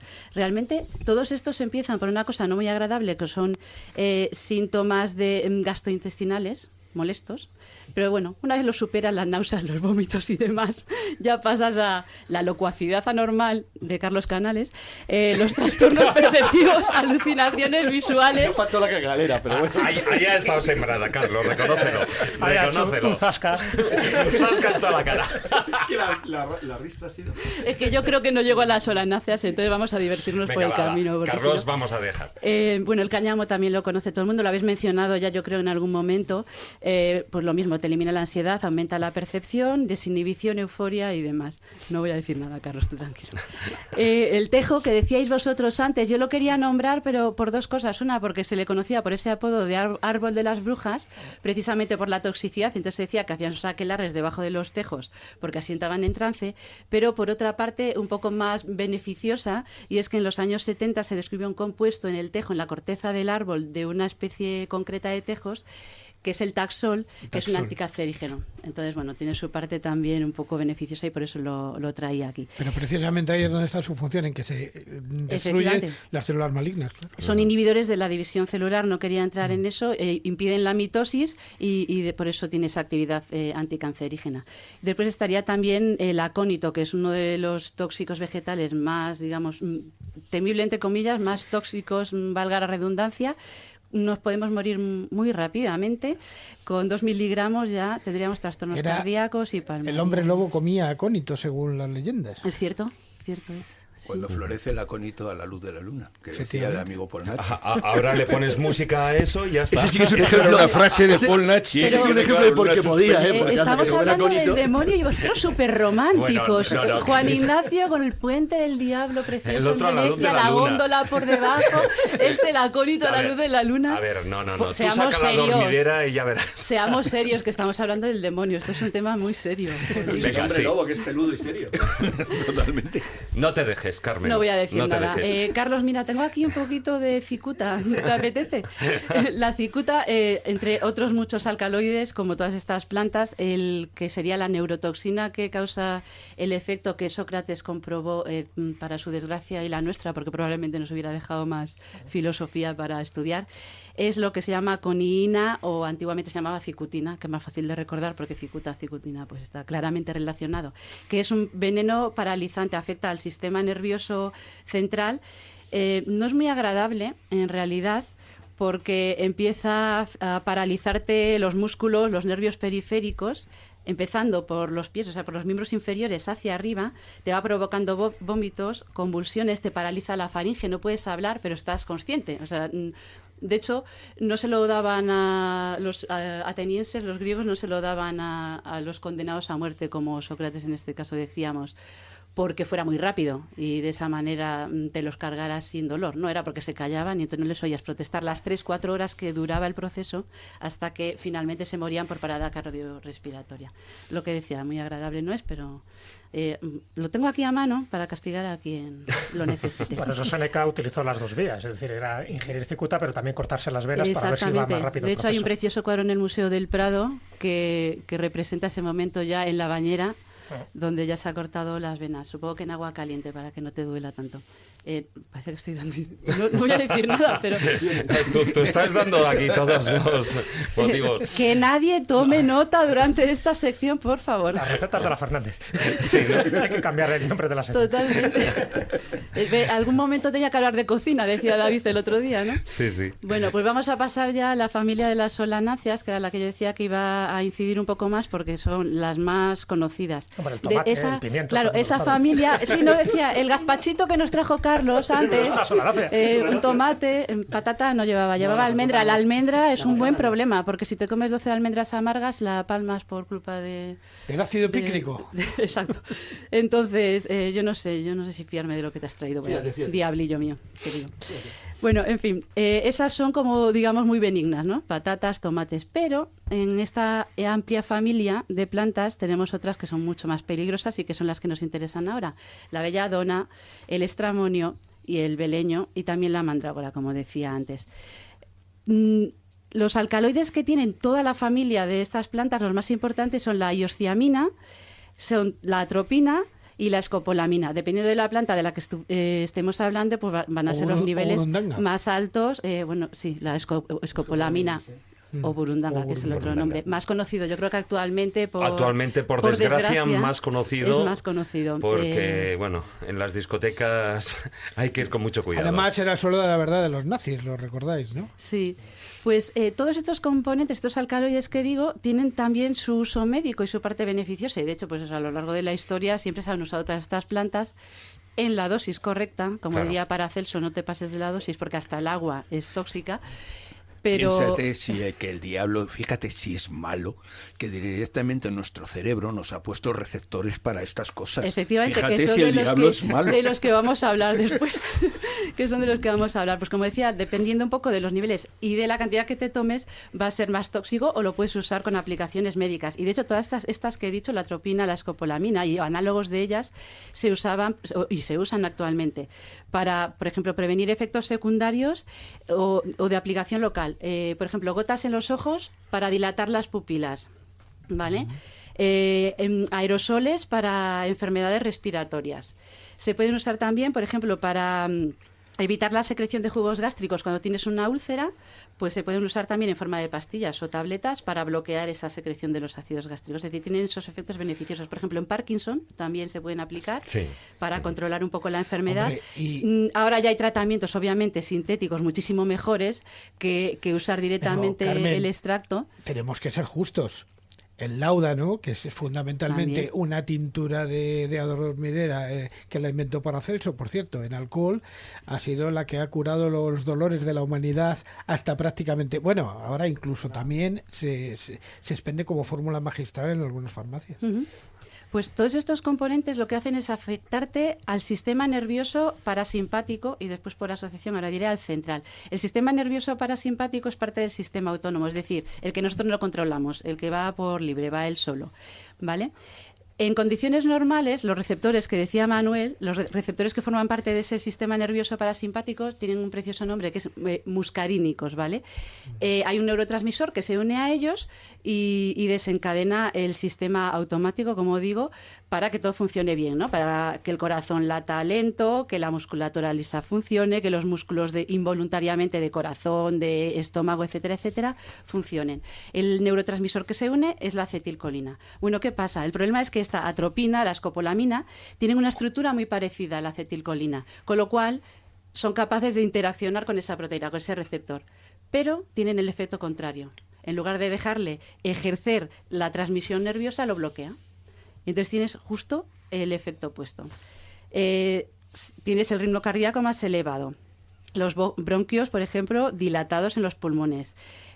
No tienes secreciones en las mucosas, con lo cual tienes sequedad. tienes la piel enrojecida, caliente y seca, porque te disminuye la sudoración. O sea, todos estos efectos, al final lo que te acaban produciendo son alucinaciones, problemas de todo tipo en el sistema nervioso central también, porque en el sistema nervioso central y no solo en los periféricos y en los órganos del cuerpo tenemos ese tipo de receptores, son los que al final acababan provocando todos esos efectos de alucinaciones visuales, auditivas tan vivas que ellas podían tener y que les hacían pensar, primero, que podían volar y segundo, ¿y tú crees que veían al demonio? ¿Tú crees que en algún momento llegaron a usar la digital? Yo me imagino que sí, ¿no? En principio, o sea, yo te digo, yo como no he encontrado ningún recetario escrito directamente por ellas, no lo sé, pero probablemente sí porque la tienes a mano. Todas estas plantas las tenían a mano y ellos los conocían. O sea, nosotros ahora pues vas a la farmacia y pides el ibuprofeno, pero en aquella época tú no tenías. Lo que tenías a mano eran las plantas. Se están dando bastantes casos porque la digitalis se está utilizando sobre todo para control del ritmo intestinal. Bueno, y lo que cardíaco. Está produciendo, no, se utiliza, realmente su función es en el ritmo cardíaco, pero el problema es que a nivel de, sobre todo de algunos herbolarios y demás, lo están dando para control del ritmo intestinal. ¿Qué está ocurriendo? Que la gente está entrando directamente con taquicardias a nivel de urgencias producido por la mala utilización de la planta. Claro, es que son cosas muy peligrosas, es que no puedes. Claro, pero es que es una planta tan abundante que cualquiera en un momento dado la puede coger, porque claro, estas plantas no vamos a describirlas para que nadie coja ideas. Bueno, de todas maneras, a ver, toda esa información está en internet. Venga, David, que nadie lo sabía, hombre, ¿para qué lo dices? El problema es la dosis, como siempre, el problema es la dosis. Mira, la manzanilla, fíjate de lo que te voy a decir. Si tú coges la costumbre de tomarte 20 manzanillas diarias, en un mes tienes una úlcera del estómago perfecta. Hombre, estamos hablando de la manzanilla. Y si te comes 7 kilos de manzanas diarios, también claro, pues ese es el tema. O sea. Y si te bebes 200 litros de agua. Hombre, yo con las manzanas yo prefiero más la sidra, no es por nada, pero... Bueno, pues muy bien, dejamos aquí la sección. No vamos a dar más ideas, ¿no? No, porque si no ya voy a discutir además yo con Jesús, hoy tenemos el día, y eso de que era solo por las axilas... Sí, hemos empezado todavía. Bueno, espérate, eso de que era solo por las axilas... Yo lo dejo a vosotros. Escogían otras zonas donde tenían más capilares con una absorción más rápida. Y eso especialmente en las brujas, no como la nuestra que va subida en una escóbula, sino cuando... De pie, quieres decir, de pie, no sentada. Sino cuando está sentada a horcajadas. Ahí está en contacto con la vulva, que es una zona donde evidentemente tienen muchas más capilares y el flujo sanguíneo es más rápido. ¿O no, señor doctor? Totalmente. Con lo cual se distribuía por el cuerpo de una manera más rápida. No vamos a entrar en la simbología del palo de la escóbula, en plan fálico, que aumenta directamente la excitación de la zona. Me callo. Ahí es escoba, ¿eh? Es escoba, no escóbula. Me callo. Yo he querido ser discreto diciendo las axilas. No me piquéis. Bueno, ahora sí que te vamos a picar. A continuación, el filandón.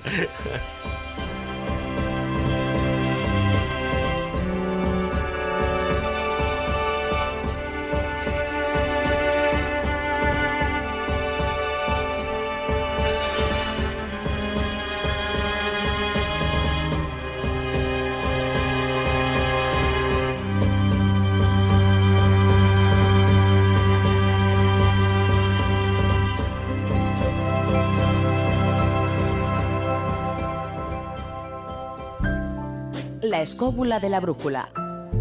Dirige Jesús Callejo. Presenta David Sentinella.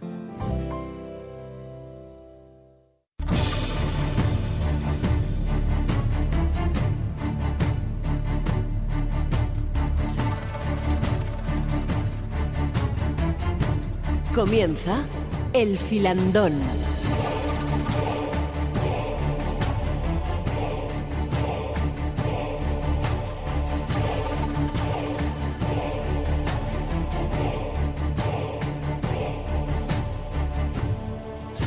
Bueno, y empezamos con la marcha directa puesta, este filandón, y vamos, como bien decía Jesús al principio del programa, en esa introducción que siempre hacemos, hay que saber claramente de lo que se está hablando, es decir, no es lo mismo un demonio, un diablo, que Lucifer, que Satán, que Belcebú.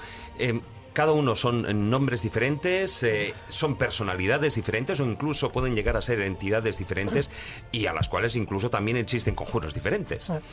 Sí, yo creo que es importante, ya lo hemos dicho alguna que otra vez, pero bueno, siempre viene bien remarcarlo, porque no son sinónimos, ¿no? Yo he escuchado muchísimas veces sinónimos diablo y Satán y demonios, cuando realmente, si somos estrictos, y la verdad que se podría hacer toda una tesis, ¿no?, etimológica sobre el asunto, pero no es el caso. Pero si somos un poco estrictos, una cosa es Satán, que es el adversario, y así aparece descrito en el Antiguo Testamento. Fíjate, yo recomiendo que la gente lea el libro de Job. El libro de Job te da unas informaciones clarísimas. Perdón, una cosa antes de que sigas, porque como vas a dar una explicación muy correcta para que encima vas a animar a la gente a que lo haga, hay que tener en cuenta que también, para el vulgo, para la gente en general en el mundo, las palabras suelen ser sinónimas, son como duende, es un genérico. Otra cosa es que ahora tú vas a precisar cuál sería la identidad correcta. Claro. Pero también cuando la gente dice, es Satán, es el demonio, bueno, tampoco se están equivocando, tienes una manera... No, hombre, evidentemente, a nivel popular una cosa es, a nivel popular todo es válido y todo es sinónimo, pero a nivel un poco más estricto está claro que hay que diferenciar unas entidades de otras. Por cierto, dentro del secreto, buenísimo tu chiste, tío, sobre el que aparece, dice, el hijo, bueno, tío, luego lo cuentas. Bueno, no, os tengo reservado un cuento chiste final que creo que os va a gustar también. Bueno, os recomendaba un poco lo del libro de Job para eludir una serie de explicaciones, pero bueno, básicamente Satán ahí es un colega de Yahvé. Entonces, Satán le dice, oye, tienes ahí a uno que tiene mucha salud, que tiene muchos hijos, que tiene mucho ganado, que tiene mucho dinero, pero... y te reverencia, pero tú ponle a prueba y ya verás cómo en lugar de adorarte va a hacer todo lo contrario. Entonces Yahvé le dice, vale, pues venga, ponle a prueba, siempre y cuando respete su vida. Ahora, hazle todas las maldades posibles. Claro, todas las maldades posibles, que se carga toda la familia, que se carga todo el ganado, que le deja pobre, a él le deja leproso, en fin, todas las cosas menos tocarle su vida, con lo cual él lo cumple Satán. Pero es muy interesante porque Satán no es el adversario, no es el demonio, no es alguien, es un coleguilla que tomándose unas copillas, más o menos, porque están en el cielo ahí de colegueo, pues le propone este reto y al final dice, ¿ves cómo Job al final me es fiel? Es muy llamativo porque esta interpretación de Satán es totalmente diferente a la que la gente puede tener. Es decir, luego ya con el tiempo se convierte en el adversario, que eso es lo que significa Satán. El demonio, evidentemente del griego, los daimones, los famosos daimones, los genios tutelares, lo que luego en la Edad Media se llaman diablillos familiares, aquellos seres que te aconsejan, que te ayudan, yo que sé, el caso de Ezequiel con el doctor Torralba y con Pico de la Mirandola, que también decía que tenía los suyos, en fin, los clásicos diablillos familiares que se llamaban daimones, y como los daimones se deja de creer, en el momento que llega el cristianismo ya no se creen los daimones, pero se creen los demonios, que es una derivación de la palabra, y los demonios serían estos seres de la naturaleza que están vinculados a un ser humano. ¿De acuerdo? Sócrates es el más conocido, pero podría citar media docena de ejemplos más. El diablo, como palabra griega, viene del verbo diabalein, es decir, lo que te separa. Fijaros que tanto el diablo como el símbolo tienen mucha relación, porque uno es lo que te separa y el símbolo es lo que te une. Por lo tanto, todo aquello que te separe de tu propia esencia es diabólico. Y todo aquello que te una, por eso siempre se ha dicho que los símbolos es el lenguaje universal, es aquello que de alguna forma te reconcilia, te armoniza. Por eso es muy importante saber los símbolos, saber simbología. Y por otra parte está Lucifer. Lucifer, ya lo sabes, es el portador de la luz, es el nombre, por ejemplo, con el que se designa también a Jesucristo. Lo que pasa es que todo tiene que ver con una rebelión de los ángeles caídos, donde un ángel, es decir, en la misma categoría que todos los ángeles, y habría que hablar también de todos los coros angélicos, pues se rebelan, pero se rebelan no porque quieran ser más que Dios. No estamos utilizando la palabra Dios como el omnipresente y omnipotente, como decíamos antes, sino como uno más dentro de la jerarquía angélica que había en aquel momento. Pero también identificado con el planeta Venus, porque es el Hesperus, es la estrella de la mañana. Que la estrella de la mañana, que se supone que sería el ángel portador de la luz, que se rebelaría en contra del sol en ciertas mitologías. De verdad que yo aconsejo a todo el mundo leer sobre literatura angélica porque es una preciosidad.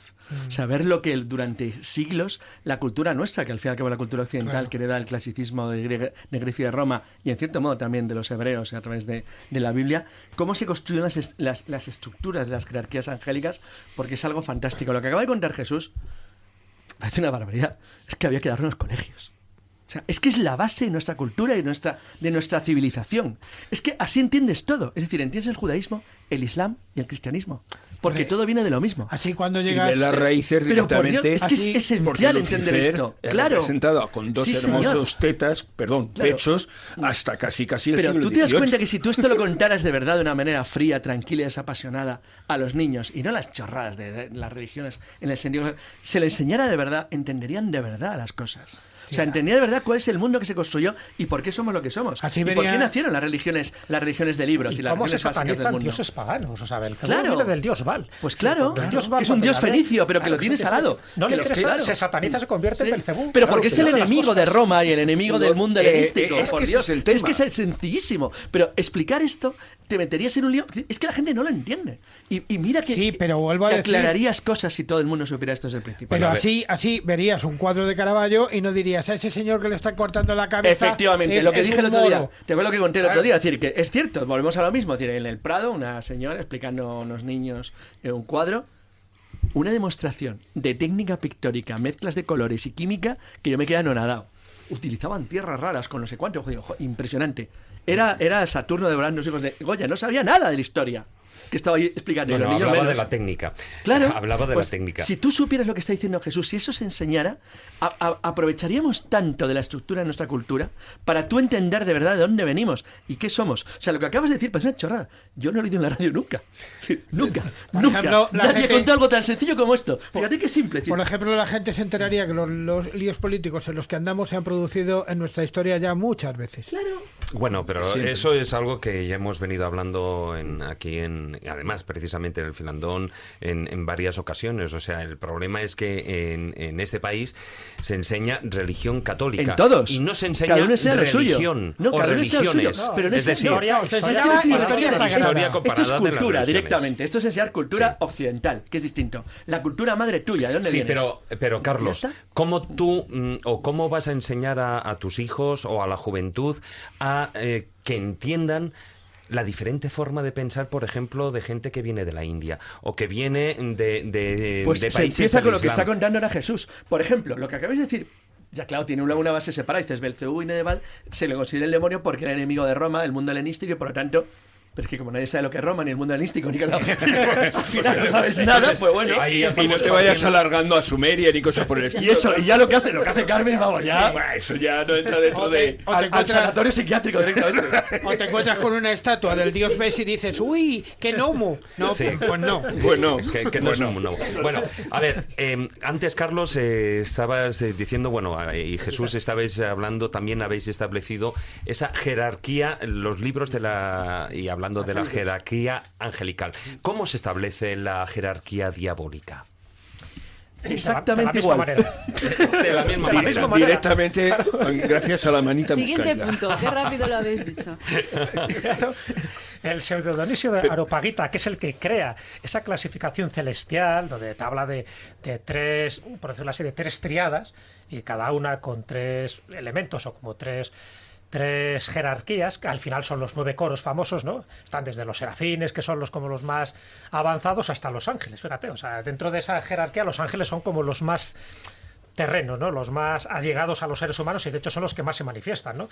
Habla de esas jerarquías supremas que serán los serafines, querubines, tronos, seguiría con las dominaciones, virtudes, potestades y termina con las inferiores, que son las que todos conocemos, que son los principados, los arcángeles y los ángeles. Fijaros que la gente es capaz de citarte el nombre de los arcángeles, ¿no? Y sobre todo de los famosos, de los tres, de Miguel, de Rafael. Bueno, de Uriel hay un cuarto también. No, y Gabriel, de Miguel. Gabriel Y de Miguel. Gabriel, es que el es muy cuarto. importante en el mundo islámico, es el Gabirol. Bueno, pues cuando se hace la jerarquía infernal se utiliza lo mismo porque son ángeles de todas estas, ¿cómo llamar? Categorías que se revelan y por lo tanto ellos, con sus nombres, son los que se encargan de provocar una rebelión, pero también cada uno se especializa en tentar a los seres humanos. Es decir, cada uno tiene su especialidad. Y aquí es lo interesante. Por ejemplo, Belcebú, que sería un príncipe de los serafines, estaría justo por debajo de Lucifer, y es uno de los que tientan a los hombres con el orgullo. Entonces, si hablamos de Leviatán, tienta al hombre con la herejía, con Astaroth con la pereza, etcétera, etcétera. Pero la jerarquía es la misma. O sea, se basan en lo que alguien dijo, un demonólogo. Los demonólogos es muy curioso, porque los demonólogos es como una especialidad que surge en la Edad Media y empiezan a sacar tratados de demonología pensando que los demonios son legión. De hecho, es verdad que en el Nuevo Testamento se habla de legión. Sí. Y entonces, como son legión, quieren clasificarlos y quieren poner a sus generales. Aclaremos la cosa. El diablo que se manifiesta de alguna manera ante las tentaciones de Jesucristo dice: soy legión. Realmente no es que seamos legión, sino que yo soy legión. Sí, pero es que se lo toman al pie de la letra. Sí, claro. Entonces, cuando se empiezan a exorcizar, por ejemplo, a estos energúmenos, cuando empiezan a salir diablos o demonios, que vamos a utilizarlo como sinónimo, no sale 1 o 2.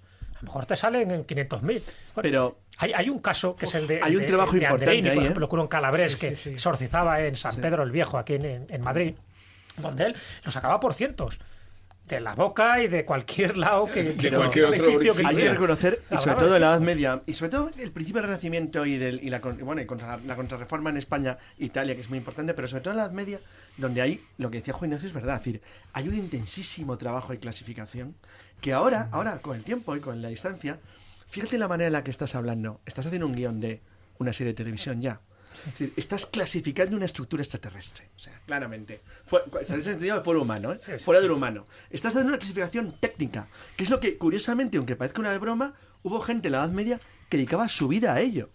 O sea, yo sé ahora esto nos parece absurdo. Pero es que en definitiva todo Pero lo esto era, no es más era que su vida. no es nada más que una traslación Pues de claro, los lares, de claro. los penates, Pero de claro, los de la genius vida loci, occidental clásica. claro, pues del mundo romano. Sí, Y en no, y del definitiva mundo es judío, eso, no lo y del mundo olvidéis judío también. del mundo judío, Con una Exactamente. enorme influencia del mundo judío por el Claro. cristianismo. Entra ahí a fondo. Toda la Claro. parte apocalíptica del mundo judío que está lleno, pues eso, de demonios y tal, es lo que luego el cristianismo adapta y se crea estas jerarquías. Fíjate que estas jerarquías son posteriores, porque la verdad que en ese Vamos, momento... de hecho, Asmodeo, por ejemplo, es un dios fundamentalmente judío.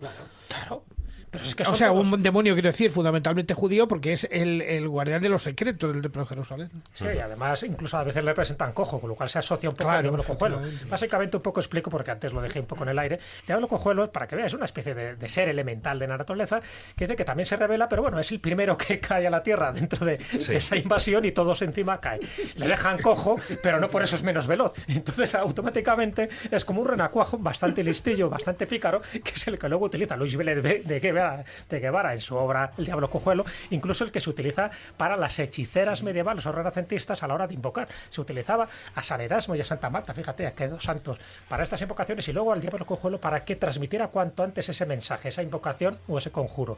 Entonces el diablo cojuelo siempre ha estado ahí como fisgón. De hecho, la novela de Luis Vélez de Guevara, que tiene unos 5 trancos, si no recuerdo mal, que son como 5 escenas, es el que se encarga de levantar los techos de las casas de Madrid para ver, para fisgar, para husmear todo lo que estaba ocurriendo ahí. Y al final se dan cuenta que daba igual que fueras un obispo, que fueras un abogado, que fueras un médico, todos tenían sus diablos ocultos, es decir, los secretos que tenían que ocultar.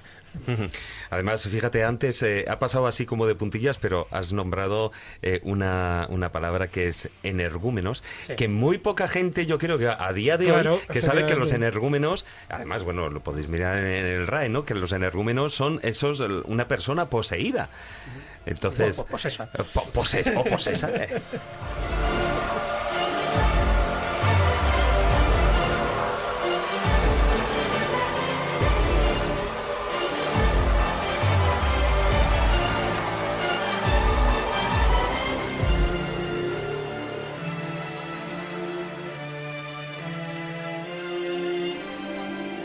Seguimos con el programa. Antes también, Jesús, has comentado al principio del programa aquello cuando estamos hablando de los muchos nombres y que nombrar a uno de los diablos también es llamarle.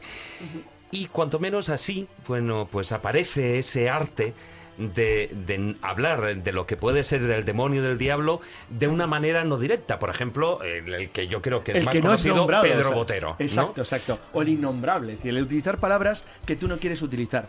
A ver, es la teoría del poder del lenguaje. Otra herencia profundamente judaica y hebrea en nuestra cultura. Es decir, la utilización de las palabras prohibidas. Tú no quieres utilizarlas porque piensas, bueno, desde que te dan mala suerte hasta que es algo que está fuera de tu mundo.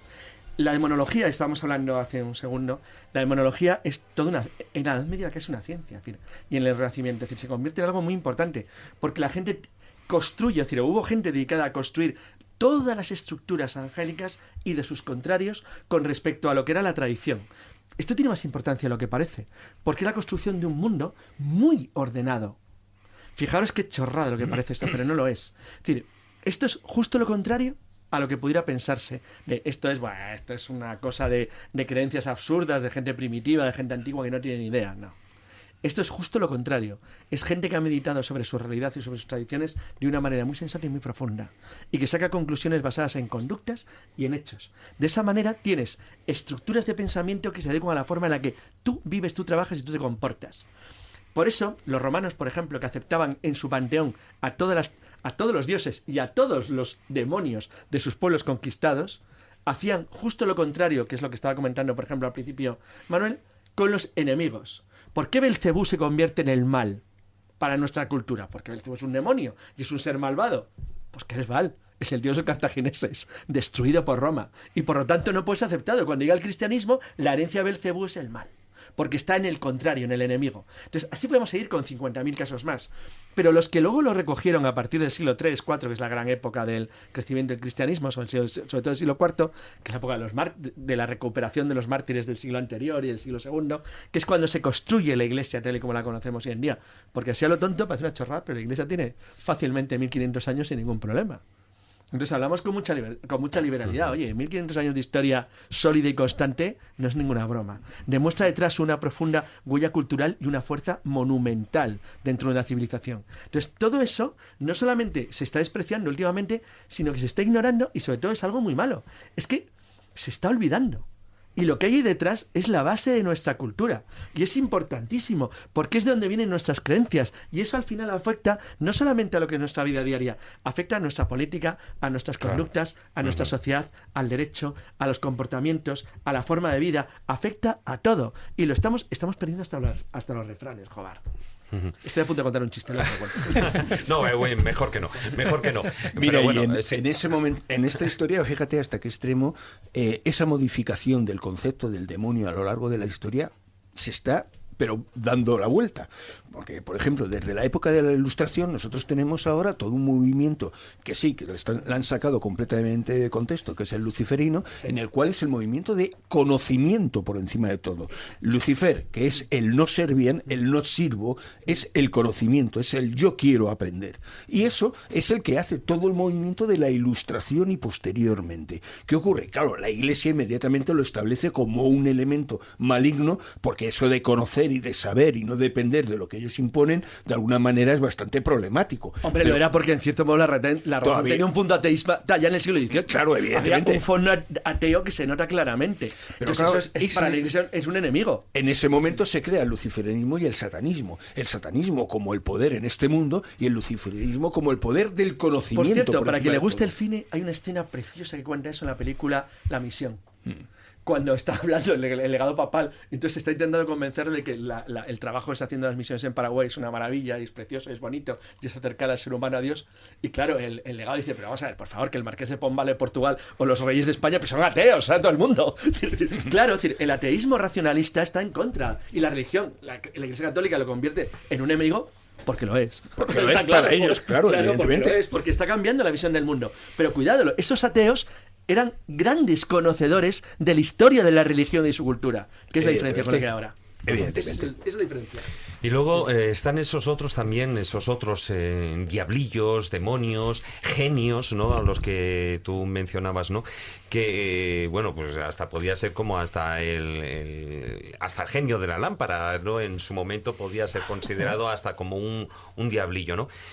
Que suelen, tienen una gran diferencia en cuanto a concepto de todos estos diablos que estamos refiriéndonos dentro del mundo judeocristiano. Bueno, más que judeocristiano, sobre todo el mundo católico, cristiano-católico. Porque en el judaísmo, por ejemplo, pues también tienes a otro tipo de, lo que es dentro del folclore, el dibuk, o algunos pequeños diablillos, demonios, que son espíritus, incluso que eran espíritus de personas humanas que en su momento al fallecer se vuelven malos, etcétera, etcétera. Todo eso hay una gran diferencia. Yo no sé si eso podíamos englobarlo dentro de esos diablos menores. A ver, un poco, para clarificar, yo creo que siempre es bueno también hacer estas diferencias. Habría como dos tipos de diablos, mayores y menores. Vamos a hacer como si fuera esto Barrio Sésamo. Los diablos mayores serían los... Darth Vader y los jefes de escuadra. Los diablos mayores son los diablos bíblicos. Es decir, hay toda esa jerarquía, tanto en el Antiguo como en el Nuevo Testamento, y eso que no se cita tanto al demonio. Pues ya te digo, porque en el Antiguo Testamento nos llevaríamos una sorpresa. De hecho, tuvo una secta gnóstica que hablaba de los arcontes, y los arcontes metían a Yahvé como uno de los príncipes del mal, que es el que había hecho el mundo. Es decir, el príncipe de la materia, el príncipe que de alguna forma nos tenía controlados y que el planeta Tierra era una especie de cárcel. Os podéis imaginar que fueron declarados herejes. Pero bueno, es muy interesante esa cosmovisión que tenían los gnósticos, donde iba en contra de la idea imperante en aquel momento, que es la de San Pablo. Pero bueno. La teoría de los arcontes ha recuperado una fuerza enorme ahora. Eso es un tema para otro programa. Sí, porque ahora los mezcla también con los Anunnaki, cosas de estas. De los extraterrestres. Pero bueno, sin entrar en ese tipo de cosas. Entonces me refiero que hay unos diablos mayores, vamos a llamarlos arcontes, es decir, como dominadores no solo del planeta Tierra, sino de otros planetas, de otros sistemas solares. Y hay uno que queda como regente del planeta Tierra. Y ese queda como regente, unos los llaman, pues ese, Lucifer, otros le pueden llamar Yahvé, lo cual es una especie de contrasentido, porque la gente puede decir, pero Yahvé no es el Dios bueno. Bueno, por eso digo que cuidado, porque había herejías, sectas, que decían lo contrario. Lo dejo ahí, no vamos a entrar en esos detalles. Y luego están los dioses menores, que digo que son a mí particularmente los que me interesan más, porque forman parte del folclore, forman parte de las leyendas, de las creencias populares, y sobre todo de muchas de estas cosas que ha dicho Carmen. Es decir, se pensaba que había un reino intermedio. Ese reino intermedio estaba entre los hombres y los dioses, ¿no? O Dios, si hablamos de las religiones monoteístas. Y ese reino intermedio, pues había criaturas que nos querían ayudar o no nos querían ayudar, y alrededor de eso hay como supersticiones. Os recuerdo la más conocida. Cuando uno derramaba un frasco de sal sobre la mesa, ¿qué hacías? Automáticamente echabas sal por tu hombro izquierdo, porque en tu hombro izquierdo, donde estaba el diablillo tentador, que te estaba diciendo que sí, venga, roba, y que no te preocupes, que esto... y en el hombro derecho estaba el angelito y dice, por Dios, que te condenas, ten cuidado que ya te tenemos aquí apuntadas unas cuantas faltas. Entonces, había que hacerlo porque la gente se pensaba que de alguna forma esos dioses tutelares estaban, unos para tentarte, para llevarte por el mal camino, por el camino de la mano izquierda, y otros por el camino de la mano derecha. Desde esa perspectiva entran los seres elementales de naturaleza. Entonces, todos aquellos que tenían cuernos, que tenían rabo, que tenían pezuñas, se consideraban que eran demonios menores. Es decir, pobrecillos ellos, están más vinculados a la naturaleza y a lugares mágicos, a lugares de poder. Pero claro, ahí entra el caso del pedrete, ahí entran las lamias, ahí entra el diaño burlón. Es decir, ahí entran todo tipo de seres como el busgoso, como los sátiros, como el dios Pan. Es decir, todos aquellos seres que están vinculados a la naturaleza y por lo tanto a la fertilidad, a lo más profundo de la naturaleza, todos esos seres que tenían estas características que se le atribuyeron al diablo, entran a formar parte de estos diablos menores. No son tan malos como para condenarte, pero sí te tientan. Porque en realidad no eran malos en el sentido... De hecho, carecían de moral. Claro, eran seres amorales que se adaptaban a ti. Por lo tanto, eran magníficos para fijarte un camino o una conducta correcta. Es decir, en ese sentido cumplía una función importante. Pero no solamente las sociedades cristianas, también las sociedades paganas, que la moralidad básicamente es la misma que la nuestra. Además, cuidado que en el mundo oriental esos demonios que aparecen representados, esos de las máscaras y esas cosas, no tienen nada que ver con el nuestro, porque son otras fuerzas de la naturaleza que son las mismas, pero vistas desde otro punto de vista. Explicadas de otra forma. Sí, explicadas de otra forma. Porque no dejan de ser... Es un universal esto, realmente, porque la máscara que hay pues en una tribu, por ejemplo, del Amazonas... Cumple las mismas funciones que otra máscara, yo que sé, que en Roma en su momento, ¿no? En su momento te recuerdo que nosotros teníamos la máscara de la persona. La persona, ese concepto de máscara que se utilizaba en el teatro, era para representar un personaje, una entidad que no se asociara al actor. Y realmente es el mismo concepto de todas las máscaras, ya sea en África, en Oriente o donde queráis. Claro. La simbología que tiene es la misma. Representa un elemento para evitar que se confunda el señor que la lleva con ese dios. El dios, la entidad espiritual, lo que sea, es diferente. Es otra cosa. Y se le va a ver en la representación de la persona, la máscara. esa imagen diferente. Y aún así, ahí, si no recuerdo mal, incluso en una época se consideraba que los demonios o el demonio tenía dos caras, una delante y otra detrás. El juego de Jano. Claro, pero estamos con un dios pagano que luego se demoniza. A ver, cuando llega el cristianismo hace dos cosas esenciales con todo este tipo de criaturas, de dioses que estaban por ahí. Digo dioses porque eran los dioses de la naturaleza. No había un accidente geográfico, fuera un monte, fuera una laguna, fuera una cueva que no tuviera su dios tutelar, el genius loci que llamaban los romanos. Entonces, claro, ¿qué ocurre? Cuando llega el cristianismo, se convierte también en una fuerza represora con todas las creencias que no son cristianas. Entonces, tiene dos maneras, que es satanizarlo, entonces lo convierten como en demonios, o lo asimilas. Entonces, en aquellos lugares, por ejemplo, donde había ninfas asociadas a las aguas, pues creas una ermita dedicada a San Juan Bautista. ¿Por qué? Porque era el que tenía todas las papeletas para ser el más acorde a la divinidad y sobre todo a la parte terapéutica que tenían esas aguas, esas fuentes. Pero no olvidemos un detalle, yo creo que es fundamental. Dentro de esta concepción popular y supersticiosa de la existencia de demonios que te estaban tentando, es decir, que te querían llevar por el mal camino, había toda una serie de estrategias para neutralizarlos. Entonces, ¿cómo se neutralizaban? ¿Cómo les tenías para bien?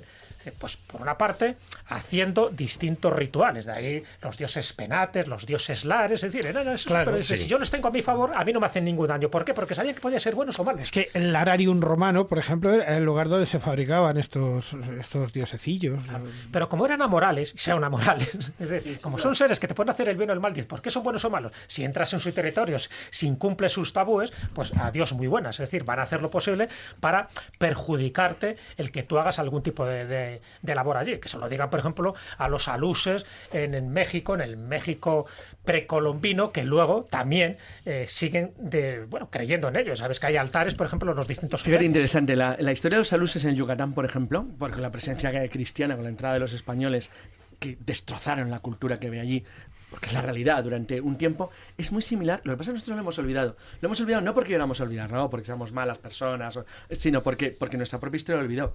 Cuando los primeros indoeuropeos empiezan a llegar a las zonas occidentales, un pueblo es básicamente lo que cree, lo que habla y cómo se rigen sus costumbres.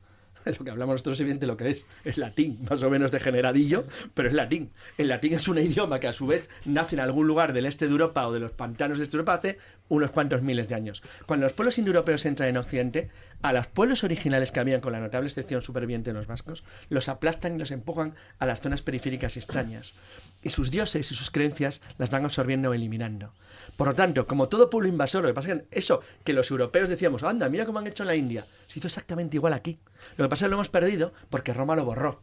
Porque al conquistar Roma todo lo que existía lo centralizó. Entonces, eso que hemos olvidado es la realidad. Entonces, lo que tenemos en nuestras costumbres, de lo que tú estás contando, de lo que tú y yo hemos investigado durante años, de nuestros duendecitos, de nuestras cuevas, grutas, lamias, lagos, fuentes, cañadas o bosques, es la herencia ancestral de lo que se encontraban. Claro. Entonces, ellos sabían perfectamente que lo que ellos consideraban como creencia no era bueno o malo.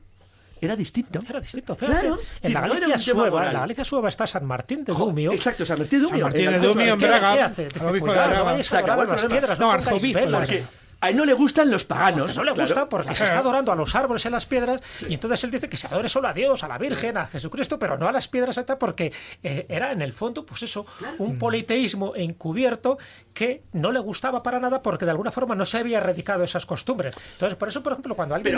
Pero esas costumbres han creído, las creencias en los rayos y todas las piedras. Tú lo conoces, eres leonés, eso sigue y no ha cambiado. Claro, pero no solo él, también, por ejemplo, el abad Eutropio, que el otro día, por ejemplo, que fuimos a Arcábica, ya te comenté, que andaba en lo mismo, porque lo llevaron a los concilios de Toledo, que era la famosa condena de los veneratores lapidum.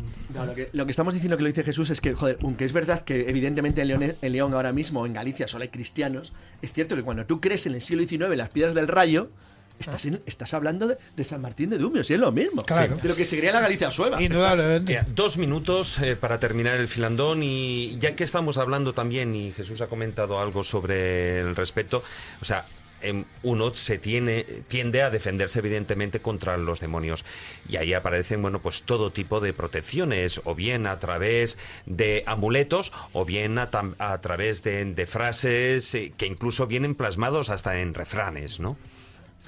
Bueno, mira, tenemos la herradura. Hay un famoso cuento, ¿no?, del diablo y el herrero.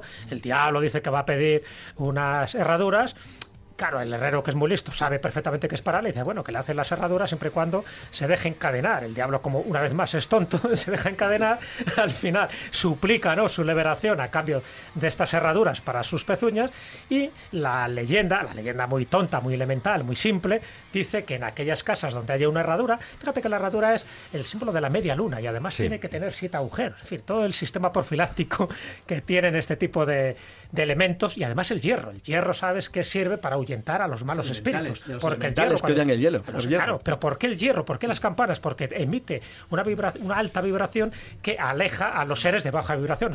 No olvidemos que estamos hablando de seres oscuros, de seres diabólicos, y por lo tanto no les interesa esto.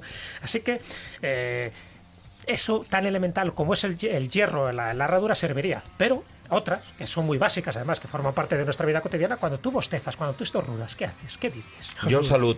¿Por qué? Claro, salud. Yo por fastidiar. Pues decía precisamente porque se pensaba que podría entrar en ese acto de distracción. Podía entrar el diablo a través de que llega la hasta boca. ese lado. Entonces son distintas protecciones. Ya no te hablo de otro tipo de protecciones cuando ya tú invocas, en fin, como en el Día de la Bestia, ¿no?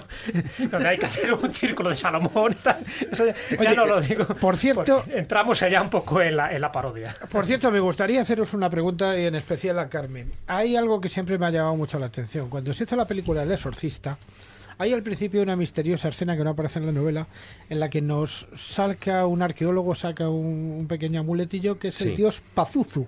El famoso Pazuzu, sí. Pazuzu. Fue un dios que tiene una representación, o sea, un diablo que tiene una representación luego posterior en el mundo occidental. Simplemente se quedó en Sumeria. Dinos un poquito, Carmen. Bueno, yo conozco la versión sumeria, que es de hecho la que sale ahí en la película del Exorcista, que era, como decías tú antes, además yo creo que lo dijiste tú, Manuel, el rey de los demonios del viento. Estaba asociado precisamente al viento. Para los sumerios representaba el viento del suroeste. Y es de los pocos demonios, de hecho, que ellos tienen una representación iconográfica, porque tienen millones de seres sobrenaturales, de daimones, pero que no tienen una forma física típica. Todos son híbridos humano-animal, pero no la tienen. Pero este sí. Cabeza de león o perro, cuernos de cabra en la frente, garras de ave y las manos con la palma derecha hacia arriba. Sí. Bueno, yo no voy a decir nada porque... Quiero decir rabo en el David sentido... me está diciendo que acabe. David me está diciendo que acabe y tú me preguntas... Claro, sí. Bueno, lo dejamos aquí. Vamos con el filandón. Bueno, evidentemente hablaríamos durante al menos, seguro, 2 o 3 horas más. Seguro, tranquilamente, pero el tiempo se nos acaba para él.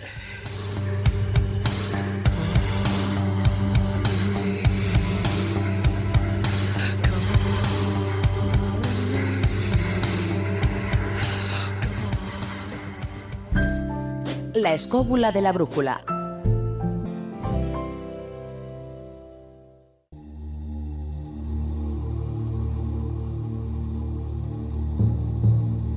El taller del pintor.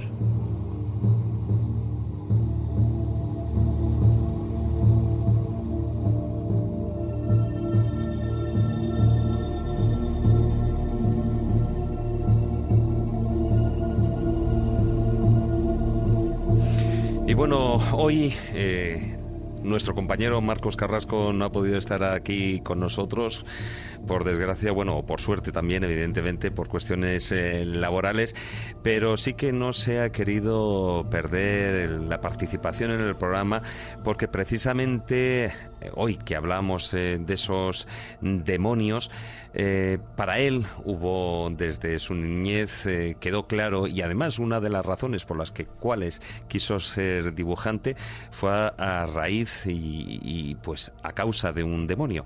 Ahora él nos lo va a explicar. Muy buenas noches, Marcos. Hola, David y queridos amigos de la escóbula. Aquí estoy recluido voluntariamente desde el taller del pintor en Escobulandia, donde podéis imaginar que los pigmentos y los aceites se combinan en una alquimia especial, pues dando lugar a los cuadros, a la magia, a todo este tipo de figuras. Y en este caso, hoy, para hablar de mi relación diabólica con Lucifer. Pero, un momento, no os vayáis a pensar que soy de los que hago en mi estudio alguna misa negra extraña para convocar al maligno y así conseguir, pues, digamos, alguna aventajada inspiración o algo así, ni mucho menos. Mi primera relación con el maligno fue viendo de pequeño la película Fantasía de Walt Disney. Tenía pues cerca de unos 7 años, recuerdo. Y me encontraba solo en casa, al igual que la película famosa Solo en casa, ¿os acordáis? Después de hacer alguna trastada que otra, pues, en fin, me dediqué a ver la película en uno de los únicos canales que existían por aquella época, el Canal 1 y luego el UHF, que es el equivalente a la 2, donde vemos los documentales y todo ese tipo de cosas. 2 canales, madre mía, qué dinosaurios. Me extasié de alguna forma con los dibujos de Walt Disney y con ese Mickey Mouse luchando contra las escobas en El aprendiz de brujo, con los dioses del Olimpo, con el ballet protagonizado por los gráciles hipopótamos, con la lucha de los dinosaurios hasta su extinción, en esta consagración de la primavera, y bueno, pues hasta que se plasmó en la pantalla Una noche en el Monte Pelado, con esa maravillosa y sobrecogedora música de Mussorgsky, orquestada en esta ocasión para la propia película que Disney le encargó por Leopoldo Stokowski. De repente, ante esos acordes ocurrió como una catarsis dentro de mí que ante ese despliegue de las alas en aquella montaña, en esos tonos oscuros de la noche, quedé absorbido por los crueles ojos luminosos de este diablo que aparecían en esta secuencia. Seguidamente, pues, se sucedieron a su llamada pues una serie de esqueletos enloquecidos de maldad que venían a cámara, y la verdad es que me helaron la sangre, y en esta mente de niño causó pues una honda impresión. Experimenté, la verdad, un miedo horrible que terminé pues a duras penas de ver la secuencia. Apagué la televisión rápidamente como, pues nunca mejor dicho, como alma que lleva el diablo, y noté que ese horrible demonio se había colado en mi casa y que sentí su presencia. Pues una presencia extraña que no podía sacudirme de ningún modo. Pues fijaos que al no poder compartir la sensación con nadie de mi casa ni de mi familia, abrí el balcón y salí al exterior para respirar aire y así pues apaciguar de alguna manera la mala sensación que me había dejado este demonio. Días más tarde, cuando pues yo comprendí que las imágenes pintadas, después de haber visto aquella película, tenían su poder, y que el artista que había creado al maligno de la película de fantasía, de algún modo lo había conjurado. Yo comprendí, y además recuerdo muy bien, y decidí entonces que yo también quería ser artista como los de la película de fantasía, dibujar y manejar las imágenes pues para producir emociones así, pintarlas, dibujarlas como los creadores del arte rupestre que de algún modo pues servían de talismán para producir cosas extraordinarias en la percepción. Pues para daros algunos datos, Fantasía, una película de animación producida en los estudios de Walt Disney en el año 1940, antes de Pinocho y de Blancanieves, y es ya reconocida como, pues imaginaos, como una obra clásica de animación. Contiene 7 secuencias que ilustran 8 fragmentos de música clásica arreglados y dirigidos por Leopoldo Stokowski. En esta penúltima secuencia que ya he mencionado, titulada La noche del Monte Pelado, es donde se representa la transformación de la cima de una montaña en un increíble demonio llamado Chernabog. Este Chernabog es un misterioso y oscuro dios eslavo que realmente sabemos poco de él. La pieza musical está inspirada realmente en un cuento de Nikolai Gogol, en la cual un campesino presencia un aquelarre en el Monte Pelado, cerca de Kiev, en la noche de San Juan. El compositor Mussorgsky añadió de su puño y letra algunas palabras en la partitura, de algún modo pues para ayudar a comprender la atmósfera tortuosa de la obra y servir de pauta para los músicos que la interpretaron. Pues decía así: rumores subterráneos de voces naturales, aparición de espíritus de las tinieblas y de Chernabog, Satanás, glorificación de Chernabog y misa negra, sábado de brujas. A lo lejos suena la campana de una iglesia del pueblo y dispersando a los espíritus de las tinieblas. Después, el amanecer. Pues bien, este demonio tan magníficamente retratado por Disney y sus dibujantes preside una ceremonia, una danza, una especie de noche de brujas o aquelarre que se va transformando en una orgía del mal, un equivalente, digamos, pues a la noche de Walpurgis. El demonio va convocado a las almas como horribles esqueletos que arden en sus manos, convirtiéndolos en seres abominables que van cayendo a las llamas del infierno. Todo esto como muy bien explicado, muy bien dibujado, con aquellos métodos de la época. Las escenas se suceden con un colorido realmente de una belleza espectacular. Finalmente, Chernabog, al oír el tañido de una de las campanas, va replegando sus alas y hace unos gestos no sin cierta tristeza porque su fiesta realmente va terminando. Al oír este sonido de las campanas, adopta de nuevo la forma de la cima de la montaña del Monte Pelado como si nada hubiera pasado. Me parece soberbio y magistral el trabajo que se hizo de animación con este personaje. Las almas, en forma de esqueletos sinuosos, regresan al amanecer a sus tumbas en el pueblo para dar paso a una especie de desfile de almas portando antorchas. Pues la verdad es que borra toda la pesadilla oscura ocurrida hasta entonces. Pues quería comentaros, amigos oyentes, que el personaje del demonio aquí plasmado por los animadores de Disney está basado, como era común en Walt Disney, en filmaciones reales de personajes. Yo he llegado a ver cómo hacía, por ejemplo, en la película de Blancanieves y los 7 enanitos, cómo contrató a personas obesas, vestidas, para que bailaran delante de las cámaras y ver cómo en cámara lenta las ropas, las formas, cómo caían, cómo se desenvolvían esta serie de personajes para que sirvieran de pauta a los animadores. Estas imágenes eran convertidas a dibujo pues mediante unos calcos a la increíble cantidad de 24 dibujos por cada segundo. Imaginaos en los 11 minutos y medio que dura la secuencia y todos los minutos que dura toda la película de fantasía. Eran dibujados uno a uno a lápiz, luego entintados y luego coloreados individualmente por detrás en cada acetato sobre un fondo fijo o móvil según se considerara necesario. Finalmente, cada dibujo era fotografiado con una cámara estática uno por uno. Las fotografías se colocaban en una secuencia dando la ilusión de movimiento. En fin, ¿qué os voy a decir? Una enormidad de horas de trabajo. Para haceros una idea, he subido a nuestra página de Facebook varias fotos de Chernabog, secuencias de la película, de este Monte Pelado, un boceto también que he realizado a lápiz de nuestro personaje diabólico, protagonista de esta fantástica secuencia de Una noche en el Monte Pelado de fantasía.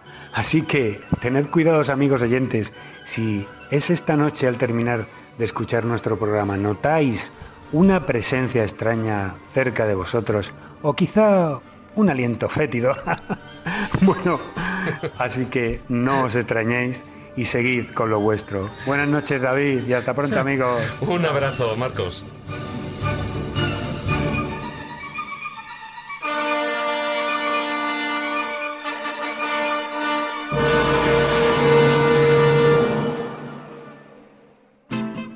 La escóbula de la brújula. La escóbula de la brújula.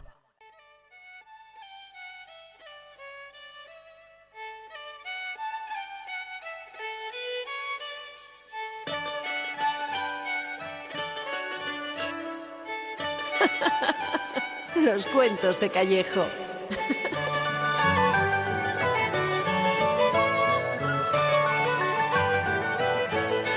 Bueno, Jesús, hay que superar esa historia, ¿eh?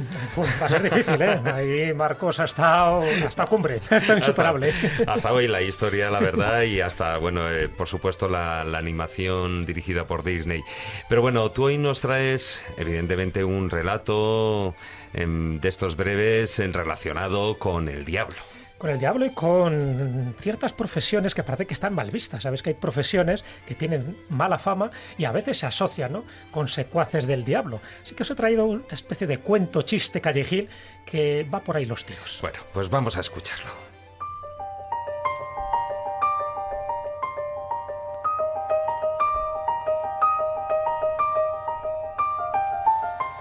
Un día se murió un ingeniero y se fue a las puertas del cielo.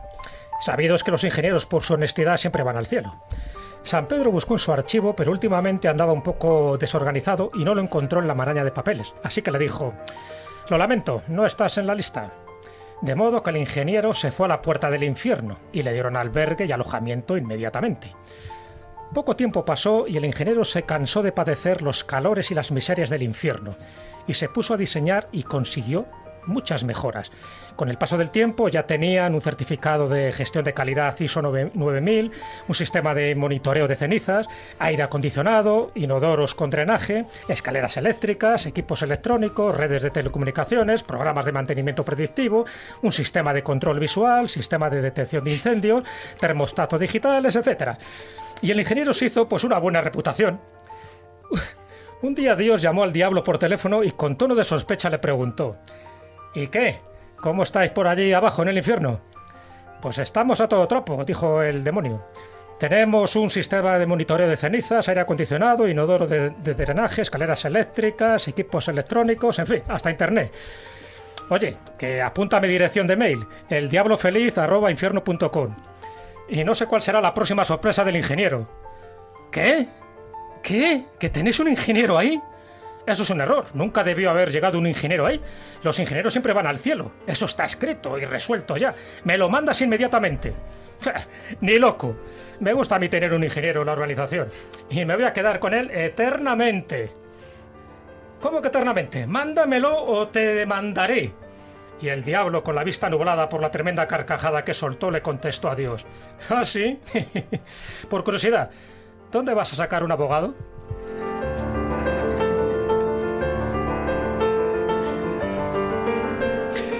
La verdad es que qué mala fama tienen algunas profesiones, ¿eh? Ya lo dice el refrán, el diablo antes de diablo fue abogado. Menos mal que tú también, ¿eh? Que Ya, si no... Pero Carlitos ha ejercido más que yo. Sí. De todas maneras, bueno, Claro. sí es cierto que, por ejemplo, bueno, que dices lo de abogado, es que hay una película, una grandiosa película, al menos por la interpretación también de su protagonista, que es Pactar con el Diablo. Milton. Milton, exactamente. Sí, exacto. Que por Al Pacino, que ya, vamos, está claro que los abogados son fáciles de captar. David, ¿tú te has fijado en las abogadas que tiene su despacho? Sí, no, bueno. ¡Qué diablesas! Bueno, el hecho como moraleja un poco, pues eso, ya sabéis que muchos oficios tienen sus tópicos, buenos o malos, ¿no? No son ni mejores ni peores. Yo creo que la idea o la clave no está en que haya profesiones horrorosas. Es verdad que tú puedes ejercer perfectamente ser barrendero o ser abogado. Lo que hay son malos profesionales que son, a la postre, los que dan mala fama a esa profesión. Yo creo que dentro de las profesiones peor valoradas, por ejemplo, en la última encuesta o valoración que hizo el CIS, el último barómetro del CIS, los jueces, los periodistas, los militares y los políticos son los que peor valorados están en ese momento. Pero ¿eso qué quiere decir? ¿Que son malas profesiones, que son aliados un poco del mal para hacer la puñeta? Yo creo que la clave está en esos profesionales. Un buen profesional, sea lo que sea, haga lo que haga, es lo que prestigia y dignifica su profesión. Lo decía Steve Jobs. Su trabajo. Claro, y su trabajo. Steve Jobs, dentro de las claves que daba para el éxito, decía una que era fundamental. Para mí, yo creo que básica. Dice: sé tú mismo y haz lo que te gusta. Dice: de esa forma vas a obtener el éxito y vas a hacer lo mejor posible. No hay nada peor que estar en una profesión, en un trabajo que te disgusta, porque entonces tú generas también esa inestabilidad y esa preocupación en todos los demás. Que se lo digan a determinados funcionarios que tienen que atender al público y que no les gusta su trabajo, lo que generan de sufrimiento. Por lo tanto, yo creo que es eso, este cuento chistecillo viene un poco a significar que es verdad que los abogados tienen mala fama, pero cuidado, dentro de los abogados hay distintas especialidades. Los abogados penales parece que lo tienen bastante peor que los civilistas. Lo siento, les toca a ellos.